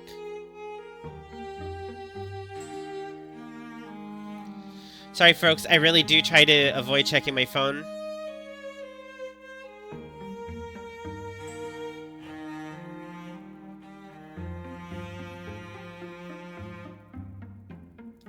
Ooh, okay. That's unfortunate. Alright, friends, hopefully you're almost all back from that ad. I'm going to go ahead and say that I don't want to mess with this egg. I think that this egg should be left exactly where it is. It's where its mother put it, and we are not going to mess with Mother Nature and take its egg. So we're going to go ahead and head on down. Just leave it? Feels like pouring out fine whiskey. They pick their way down, and not a moment too soon, as a giant frickin' eagle shows up. Yup, that sounds about right. Up in the nest, the mother eagle lights for a moment, but does not settle. Oh, she's massive. Definitely a crag eagle. It's coming this way. It slashes at them. Alright, yeah, that was pretty close. Star, are you alright? No injuries, but questioning my attachments. She's back at her nest. I suppose we could wait until she leaves again. Feel better when we're farther away. As if by magic. Ooh. See, don't mess with nature. Get lots of stuff. Anyway, I'm either gonna end up streaming or drawing, because you need practice drawing. Sounds fantastic, Panda. Well, thank you for sticking around for as long as you do. And like I said, if you end up streaming, just kind of let me know in the chat, okay? But we're going to keep playing this and hopefully having fun with it. So, the first thing I like to look at, does anyone actually go up health? And Stephanie does. So, going up points does not matter unless you hit a full number. So this is 8 to 8.7, would not gain any health. Stephanie would gain 1 health because it's 7.3 to 8. This is 6.7 to 7.4, and it is on Star, who is a pretty weak character. Physically weak. Let's go ahead and buff her up, and look at that. She's got this cool little feather now. I really love this game, by the way. It is a really fun game. Alright, we're gonna go ahead and we'll take Stephanie here. We'll go ahead and open this door. And we'll go ahead and do a jump jaw here, just in case there's anything hiding there. There is a lot of stuff here, so I'm gonna go ahead and jump into Silk Step. And we're gonna try and get some of that stuff to come a little closer to us. Let's see, we'll go here. Can we can interfuse, because this will tell us if there's anything over here. There is not. Okay. Let's go ahead and move this way so that we're not so close to those enemies.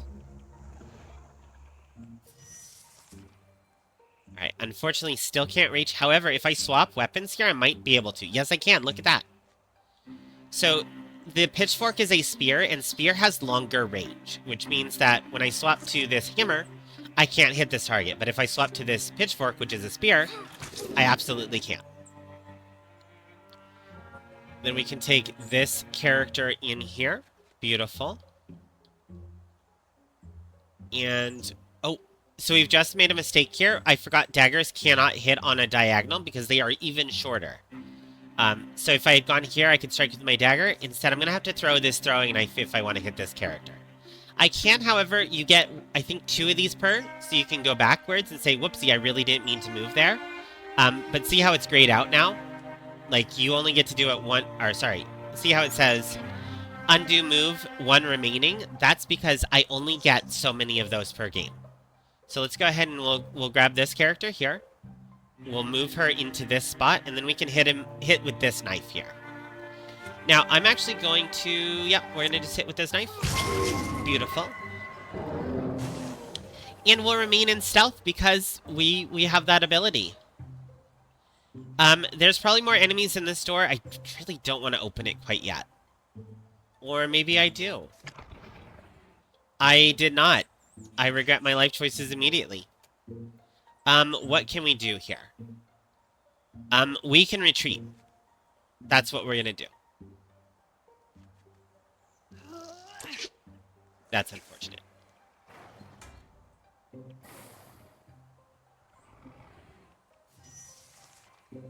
Alright, and then let's see. If I move here, I can take a shot at this raccoon. I can then move this character into a flank and take down the raccoon with a bunch of damage.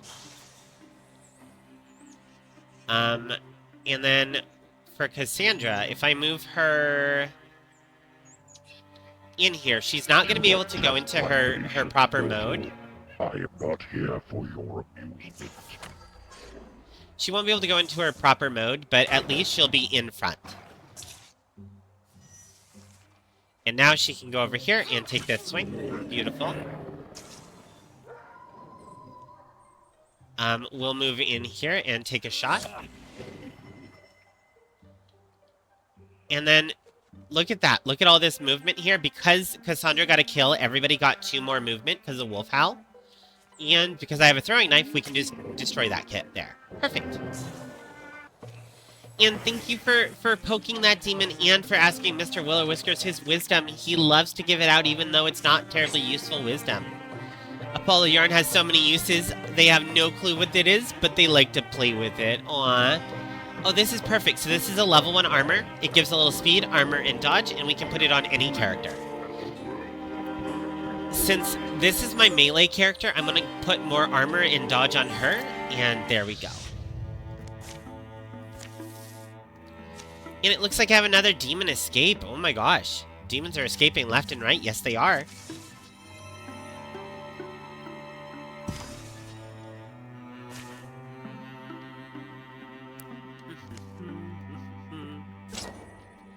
Alright. This is honestly, I think, one of the less useful enhancements. It's an accuracy enhancement, but I usually like to give them to hunters. Just because it feels more likely that you'll miss with a bow, and it's always more frustrating to miss. Let's go stick out at this one.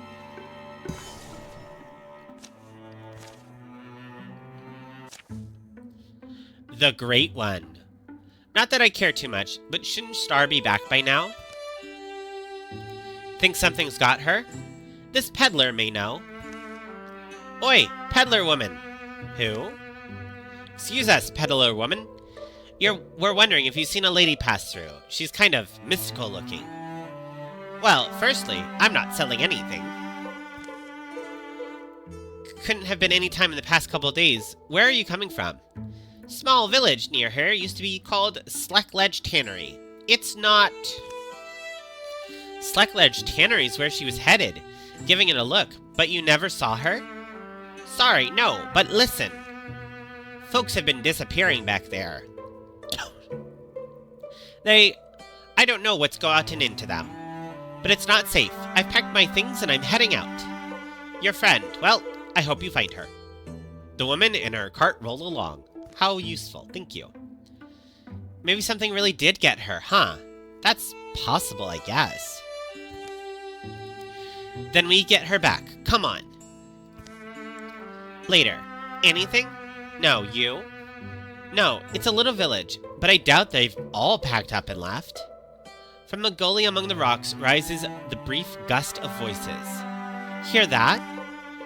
Come, Great One! Come, Great One! Yes, come, Great One! Great One! Great One! Come, Great One! To be fair, that wouldn't work on me either. Hush up, you. Yeah, hush. Come, Great One! We've brought you gifts! Spare us! Star? The urgent cries and amber torchlight are easy to follow in the otherwise still night. Star's cage is makeshift, but sturdy. They caught her and put her in a cage. That's rude. This is a sacrifice, isn't it? Shh, not if we stop it. Alright. Do we attempt to reason with them, or do we rescue Star by force? I mean, they're very clearly trying to sacrifice her. Let's see. Try to reason with them, or attack in force. Reason, attack in force.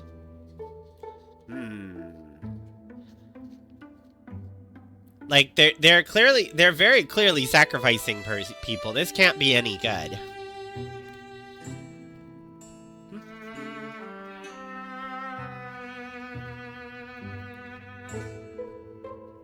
Alright, let's see.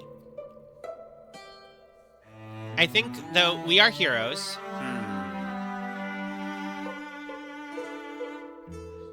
I don't know. Like, imprisoning people and then sacrificing them is pretty evil. Like, you don't have to reason with everyone who's just plain evil to you. Let's scatter them. You should run.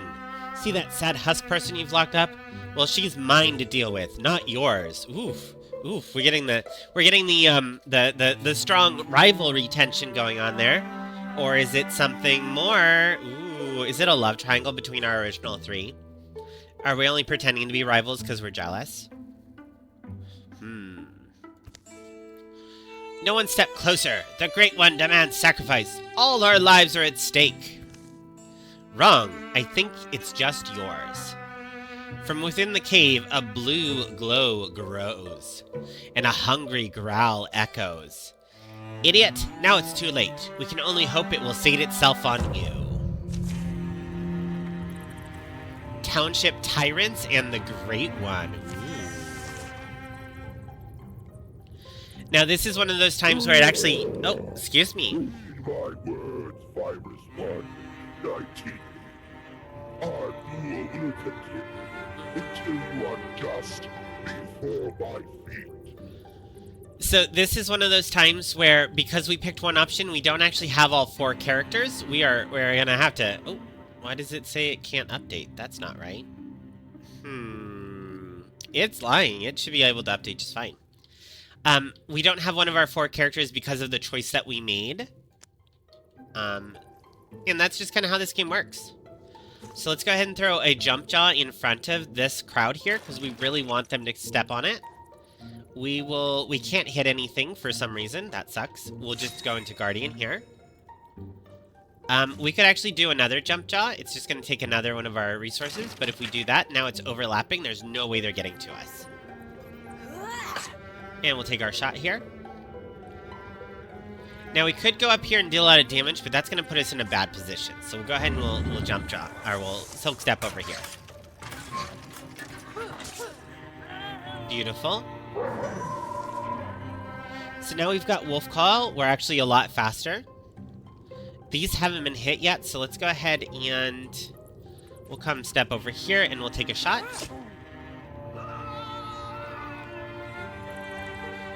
I think we want to put Cassandra up front here. Let's wall here, though, and we'll Guardian. And then, can we actually kill this person? Okay, as long as we don't miss, we should be fine.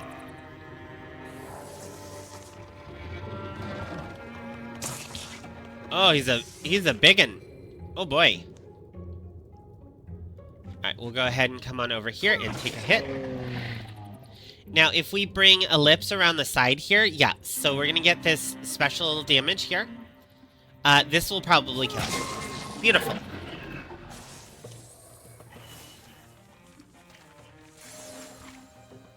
Ooh, we're gonna get a level up. Yes, fantastic. Bonus damage, let's continue to put that on Cassandra for now. Alright, so there's usually an option to upgrade. So, for example, Wolf Called Heroes also receive +1 damage on flank attacks. That's not usually terribly useful. However, now that I have a rogue in the party that's doing stabbing, might be worth it, maybe. We have Blood Rage, we have Raider, and we have Vigilance. Raider is the putting fire damages down, it's a swift. Blood Rage is an interesting one. The more damage she is, the more damage she gets. It turns her into a little bit more of a Rager. And again, we have Vigilance, which could be really good, but right now, because we don't have another ability, we actually have to put her manually into Guardian. And it's not as good. I kind of think let's do, what do you think, Blood Rager or the upgraded Wolf Call? Like, getting upgraded the Wolf Call, like I said, it's not too terribly great, but we do have her paired with a flanker, a stabber. Meaning it could be pretty good to get a little extra damage on that. Alright, we're going to give about 30 more seconds and then we're going to make this call. Right now I'm leaning toward Blood Rage.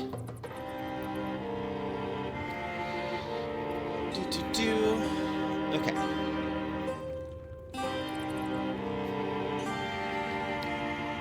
Alright, and we're going to take Blood Rage because that's what it sounds like we're going to do.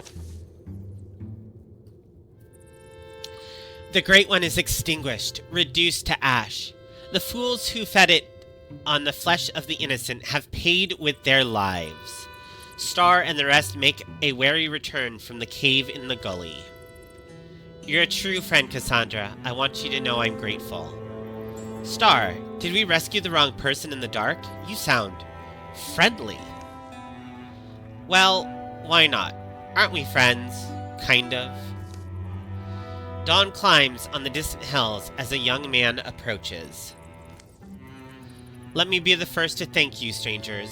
My name's Ugin Noon, and my parents were among the first sacrificed by that woman and her posse.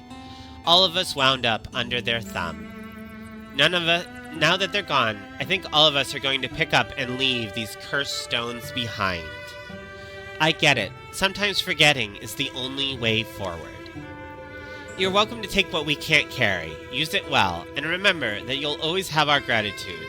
Though I'm sure you won't recall our names and faces, we'll cherish yours. It turns out to be a cold morning. Cold churning up from the east devour the sun.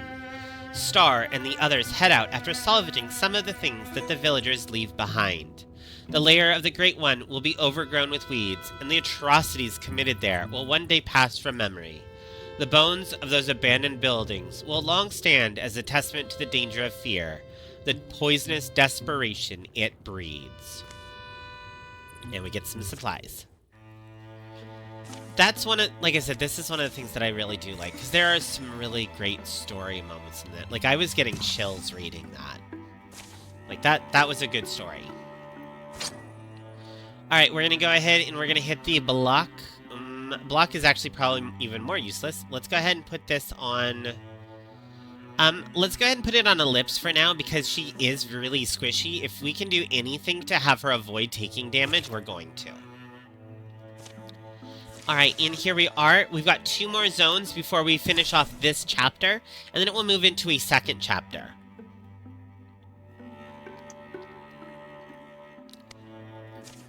Let's go. Here's a thought. Maybe Mira Weaver Works isn't as dangerous as we believed. Ah! There's a crash. Huh? Where'd Star go? Down here! Star's steps have broken the hidden covering of a hunting pit, and she's fallen, scuffing and scraping into a dark, rough hole. You survive okay, Star? How far down are you? Far enough! I've been out this way by myself. Could have died down here. We're close to where those things were spotted. If this is a trap, do we have time to help her?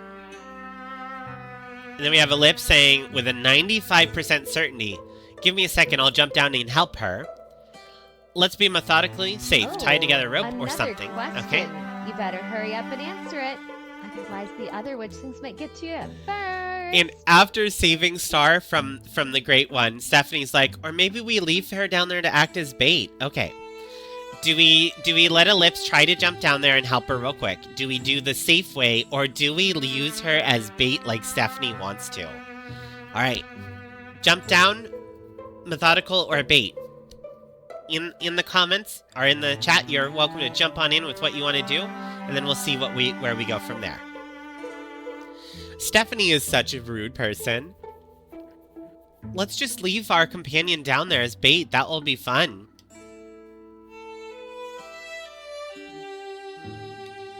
Now, Ellipse hasn't gotten a lot of chance to interact with Star. I think it's kind of interesting that Ellipse is jumping down there instead of Cassandra, because Cassandra is... Oh, I completely forgot that we named another character on the channel Cassandra. We might have to change that. Oh well. As you can tell, I have names that I particularly love, and that's one of them. Alright, we are going to go ahead and we're going to jump down. We're going to send Ellipse down after her. So this was the 95% chance, by the way. So let's see. It doesn't take Ellipse long at all. She climbs nimbly down and helps Star back to the top. And not a moment too soon. So that was a success. And all heroes gain temporary health because we had a success. If we had a failure, sometimes it does things like it starts us with less health. There's a spirit. Oh, these things are so cute. So spirits are amazing. They are little creatures that you can run around and chase with. When you catch them, they offer you a choice. You can either imbue a weapon with their power, or you can gain legacy. When you imbue a weapon, by the way, if you have a level 0 weapon, which all of my characters do, it will turn it into a level 1 of whatever that element is. This is a leaf spirit, so it's going to do leaf element. Since we put arches on Star here, let's go ahead and actually have Star go get this. So we're going to replace her wand with a tier 1 leaf wand. Beautiful. It does a little bit more damage. Its effect is grants 2 temporary hit points to the hero whenever they do a stunt with this. So maybe it's not the best thing for her, but I like it, and it's going to upgrade it to a tier 1. Thaumaturgic. This is Thaumaturgic Pinewood. Pine Wand. Okay, we'll name it that. We like that. Alright, and then if we can move up here, can we actually get a kill here? We can't yet. So let's actually start with this. We will move her here. We'll deal some damage there. Then we're going to switch to Cassandra, and we're going to try and take this kill. I am coming for you. Beautiful. Then we'll come on over here. We'll throw a knife. My word, Wild One, 1980. And stab. Until you are dust before my feet. An excellent catch. Good job, Virus. I appreciate you. Alright, let's see if we can take this one down. Beautiful. We will now grab Star. We're going to open this door here. Okay, not looking super great. Don't really want to be there. Because we have Wolf Howl activated, we have extra movement. Let's go ahead and jump into Silk Step here. We can... This won't pin anything, so there's not really a reason to put a treat. Let's go ahead and interfuse with something. We're going to go ahead and we're going to throw a Jump Jaw here, just in case anything comes for a star. And then we'll jump into hiding right there. And just like that, something did in fact come for a star.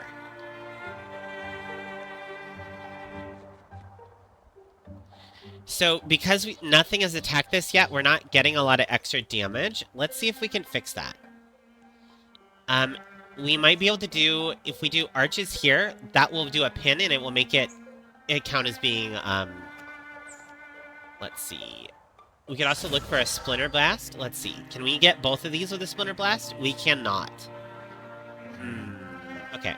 Let's go ahead and Splinter Blast here. Then we can switch on to Ellipse, and now Ellipse does a lot of damage and has a 100% chance to hit. Beautiful. Stephanie will take a shot at the raccoon. And the raccoon's going to move away. We're actually going to move up right into its face so that it can't run away so far. It also let Cassandra be the one to take that attack. I'm moving through this little tile right here, which has damage over it, so there we go. There are a lot of jailbreaks. He's a bad demon. He likes to run away a lot. And beautiful. I'm hoping you've messed up. These really have nothing on you, do they? Nope. No messing up here. We're doing great. The Swan Scepter. Oh my god, you have no idea how good this is. Okay, this is an artifact. It's a tier 1. It is a lot of damage, but it has this. Interfusion is a free action once per turn. I'm a little bit sad that we went ahead and we put the Pinewood on Star here, because she is without a doubt going to use the Swan Scepter. Having this drop as a random chance, it is a random chance. Question. You better hurry up and answer it. Otherwise, the other Witchlings might This get is you one of the best first. ones. This is going to be amazing. Okay, we'll go ahead and do this here. And then we're going to do warding. Let's go ahead and give some Cassandra warding, because we want her to be a little tougher. A named place. It won't be the last battle, but my eyes, it was a good one. We should name this place. You mean Mara Weaver Works? Well, sure, that's the overall place, but what about the specific clearing or cliff? You think they have names? Being in the presence of a named place has a certain beauty. Anyway, a little commemoration never went amiss. The top of a nearby mound of stone seems to fit Stephanie's vision. Perfectly. Rarely does your heart confirm something so decisively. Battle-hardened Peak sounds like a place anyone would be proud to stand. I would go stand on Battle-hardened Peak for sure. You have an official process for this? One makes one's own way. That the place will know. Stephanie lit a tiny fire on the crag as the sun stretched out, building a small pile and saying a few words. Cassandra wondered if she just enjoyed the motion of a ritual a little too much. But then she came back down. Something did feel different. The company took a moment to regard Battle-hardened Peak on their way out, then continued on, hiding small smiles from Stephanie. Aw, I like that. That gives Stephanie a little bit of character. Like, she's got a little bit of character to her.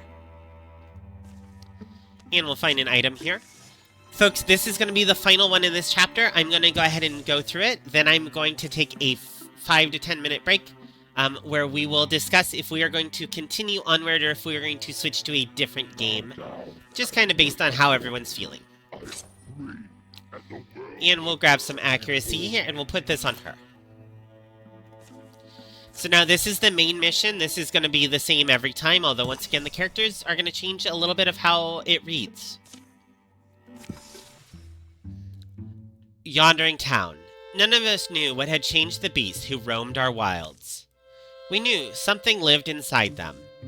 Blue burning hate that freezed them and left them still. A stone sentence, worse and more deadly than any venom. Today, we finally find out where it came from and why it won't stop. Well, Weaver Ring looks mostly intact, but we should still stay steady, Cassandra. Anything? I'm just hoping you stay mostly intact. No risks, right? There's a smile. Personally, I'm done expecting things to go smoothly. Yeah, I'm with you. They approach the town of Weaver Ring. Is completely silent. We have to explore the town. Okay. So let's go ahead and move on in here. There's a stone fox. Okay. Poor fox. These are my 2 stealthy people, so let's go ahead and put them into stealth right away. We're gonna expect things to come towards us, so let's go into Guardian here. And then we're gonna interfuse... Oh, okay, we wanted to interfuse somewhere else. I guess not. We'll come step over here.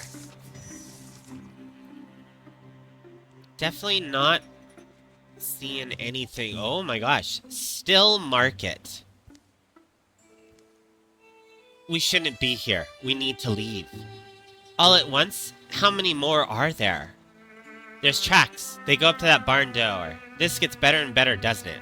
Whatever did this could still be inside. More growling. So these are all stone. They are petrified.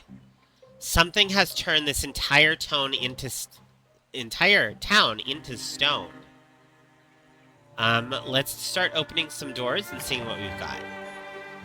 There's nothing there. There might be something in there, but I don't want to risk going in there. At least I don't want to risk ending in there if I can't help it. Let's go ahead and throw a jump jaw just in case, and we'll go over this way. Move everybody forward. Then we can interfuse with this just for free. And move forward over here. There we go. Things are getting jump-jawed now. Perfect. So let's go ahead and turn around and try to kill this thing behind us. Beautiful. And then this only deals a little bit of damage. Okay. This is a single turn ending action. Do I have anything that I can do that's going to be not that much? Nope. Okay. We can take a shot here, just like this. And then if we take Ellipse over here, and we bring her right here, we should be able to end this thing. And then we've got a raccoon there that we can't really deal with at the moment, so let's just kind of get out of its way.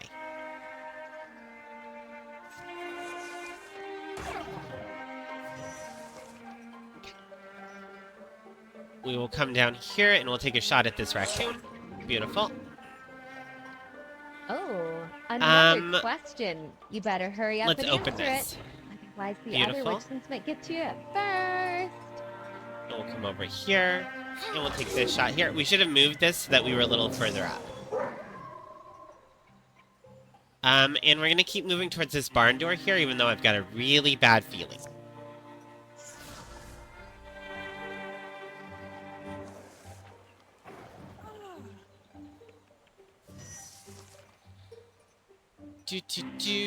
Okay. And we are gonna go... let's go this way and try to deal with this. Beautiful. And then if we can move over here and get a shot, yes we can. So what we won't actually take out that raccoon, what we do is we set up Ellipse here to just deal a bunch of damage with her knife. And we're gonna come over here, but we're not gonna open this yet. We're gonna wait. We want to get all of our people over here before we open this door.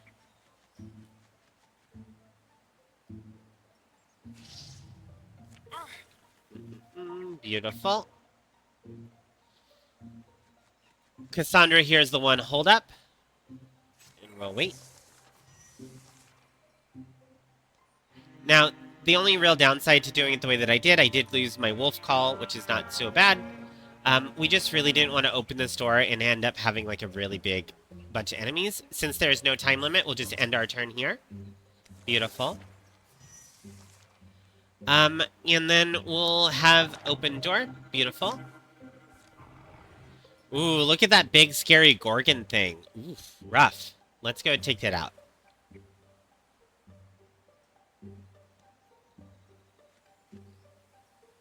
And we can interfuse so that we can see everything. Beautiful. Can we actually hit anything? No, not yet.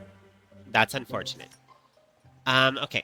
We will just have to move along. We'll throw a jump jaw right there so we catch anything coming this way, and then we'll jump into Silk Step. We're going to come over here, and we're also going to... oh, that's the wrong button. We're also going to jump into Silk Step back here. And then we will put Cassandra up in the front just so that she can take damage if something comes around. Beautiful. And then we'll come back here for this dough real quick. This row, excuse me.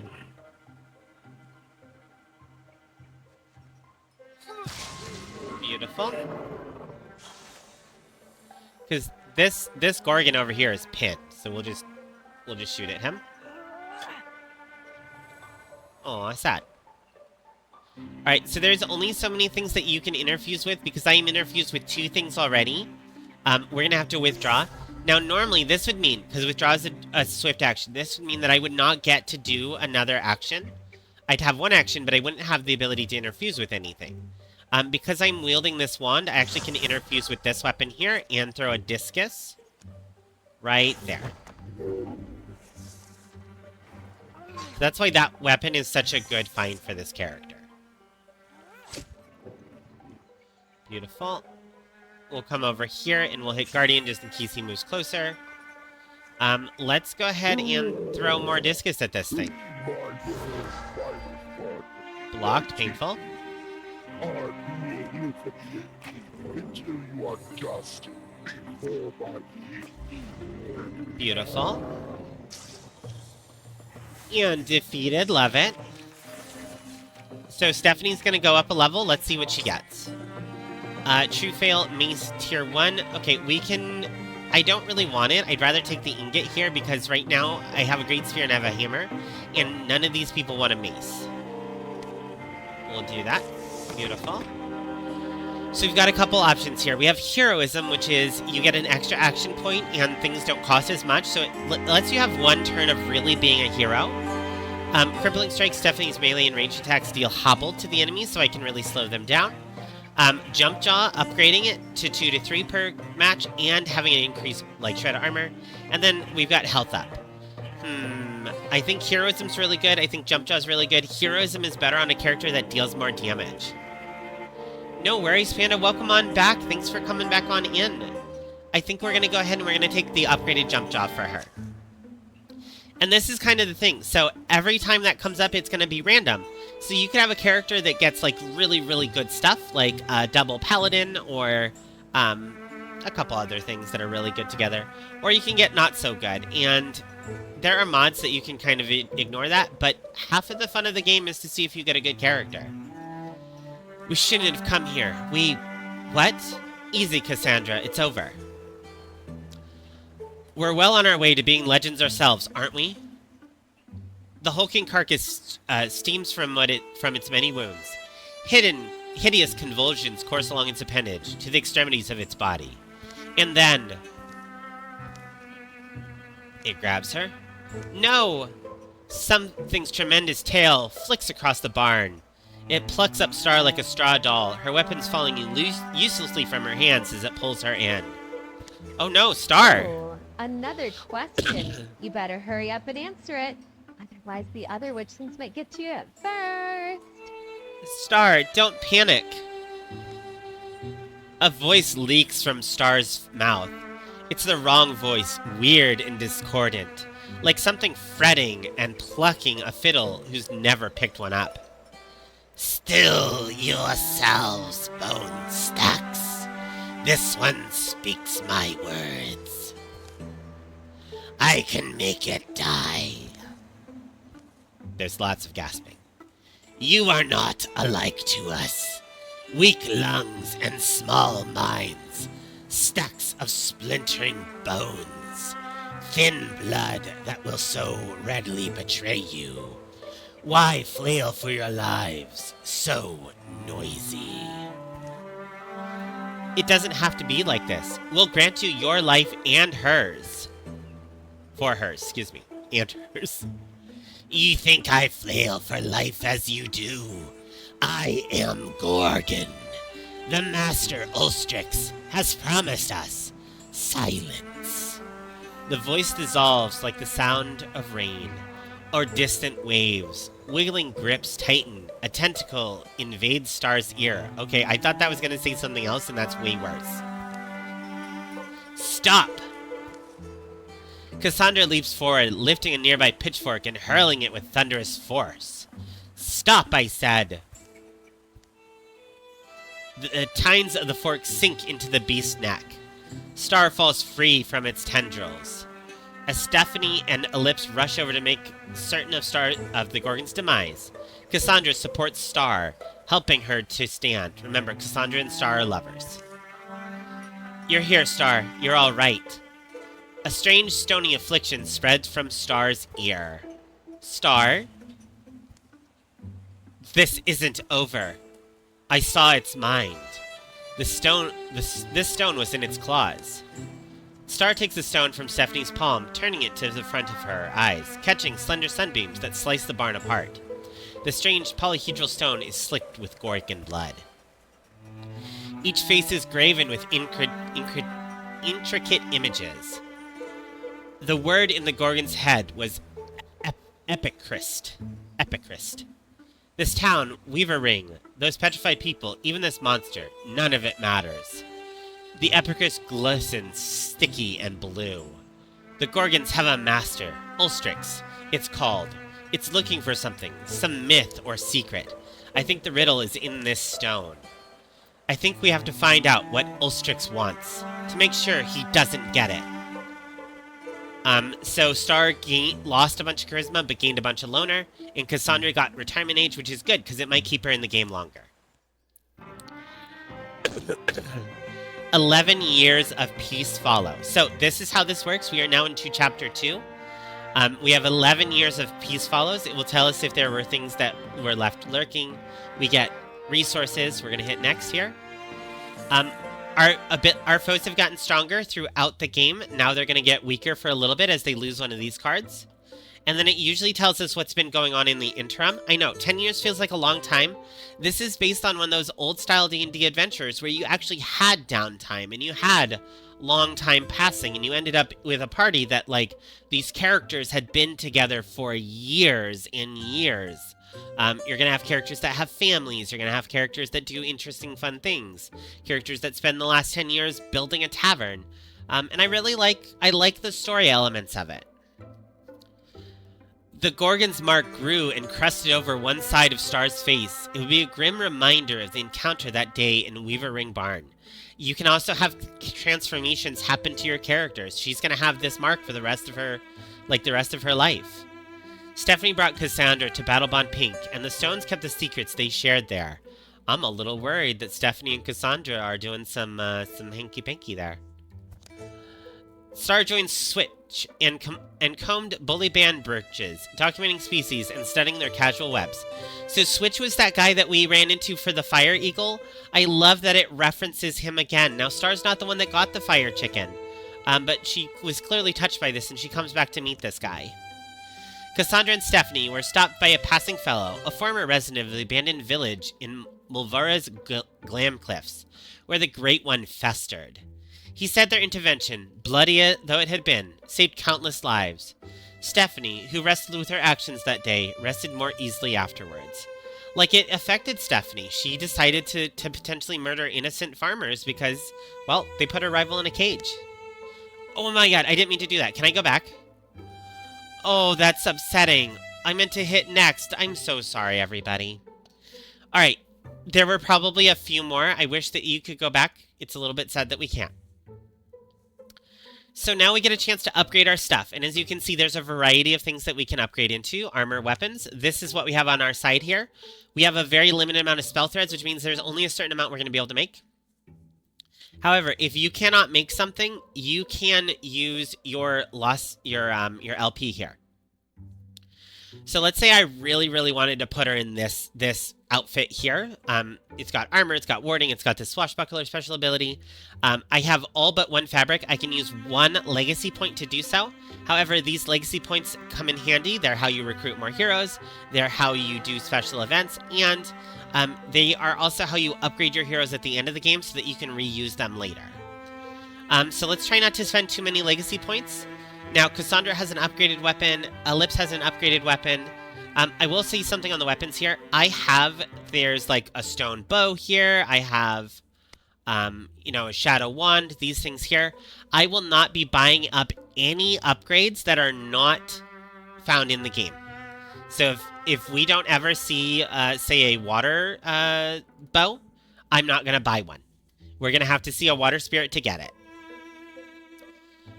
Okay, let's go ahead and upgrade Cassandra's armor here. Now, Cassandra is being a very basic warrior at the current moment. So let's just give her something that's going to give her a little bit of armor and not too much of anything like down. This is going to give her speed down, so she could be really fast, or she could be really slow, but she could take a lot of armor. This here has actually speed up, but it doesn't have a lot of armor. This might not be the greatest thing for her, but I do like putting speed on warriors. She does not have Paladin, which is one of the abilities that lets her go into her Guardian form more often. Let's go ahead and actually give her this here. Now for Star here, let's go ahead and add a little something. So she has, this one will put her in Hidden if she is down. That's what Witch Veil does. Robe is just extra spell damage. Runic is going to be spell damage and, like some stunt chance and stuff. Drab is going to be spell damage and a lot of armor. Mage Clade's going to be a lot of armor, but we're going to lose some speed. Let's see.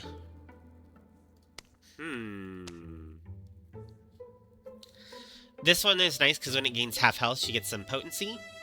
Honestly, I think kind of putting her in this robe is probably good enough for now. I like to upgrade armor on people first, and then I worry about other things. Here's an issue. We no longer have enough to do anything on her. I could just not give her anything because she's a ranged character. Now, can I afford to do any weapons? I can still upgrade weapons, so we might still do that. Ellipses is really, really important to have some damage, so let's give her an upgraded dagger. It also only costs one ingot. Excuse me, 2 ingots, which we can afford. Let's go ahead and upgrade Cassandra's weapon as well. And then we have enough to upgrade a bow. I wish to be free. And with this, I think we're probably ready to move on to the next part here. What I'm going to do here is we're going to read through the story as like a teaser for next time. Mostly because I can't save quite yet. So we're going to do sort of a story teaser for next time. And then we'll switch on over. Ellipse fell into the work of deciphering the Epichrist. It hasn't always gone smoothly, and the progress has been mostly dripping along. The meaning of the weird stone has remained inscrutable for years. But today, something in her research slides into place. It's not about the value, but the perception of... That is it. I am coming for you. And she can now guess where their enemy might be. Explains why we had a few years of relative peace. Do you see what I mean? Here, imagine you're trying to raise an army. What's the first thing you do? Raise an army? Right, an army. Out of just normal folks. I suppose I'd look for an enemy first. People love to have someone to hate. A symbol. You'd want a symbol to rally support, wouldn't you? Especially if your people are ancient and set in their ways. So you're saying our Ulstrix, our Master Gorgon, needs this thing? What is it, some kind of divine spear? As a symbol to help convince the other Gorgons to follow it? Yeah, that's what I believe. Why does it need to do that? Why does it need a spear? Or does it need the support of others like it? What is Ulstrix? I wish I knew. I was able to find other records of epicris. Rubbings. That was my first clue. An epicris is like an ancient storytelling device. A way for telling a time-honored myth, but maybe in a different order or fashion. That's what I think. And anyway, sorry, I'm getting swept up again. I checked the story elements here against some of our older legends. Do you know that tall tale, kind of a poem or a song in some place, Queen of the Seas? No, but get to the point. Our stone tells almost the same story. Almost. According to our version, the spear was laid to rest in a named cavern. It's on one of our maps. So that gives us an advantage, right? We know where it is? But they got a pretty big head start, so I don't know if there's anything to do. I don't know if it has anything to do with this, but Gorgon sightings are picking up again. Now seems like a good time for us to get started. We've all changed, remember? All the havoc these things caused, we couldn't stop them. But we're ready this time, aren't we?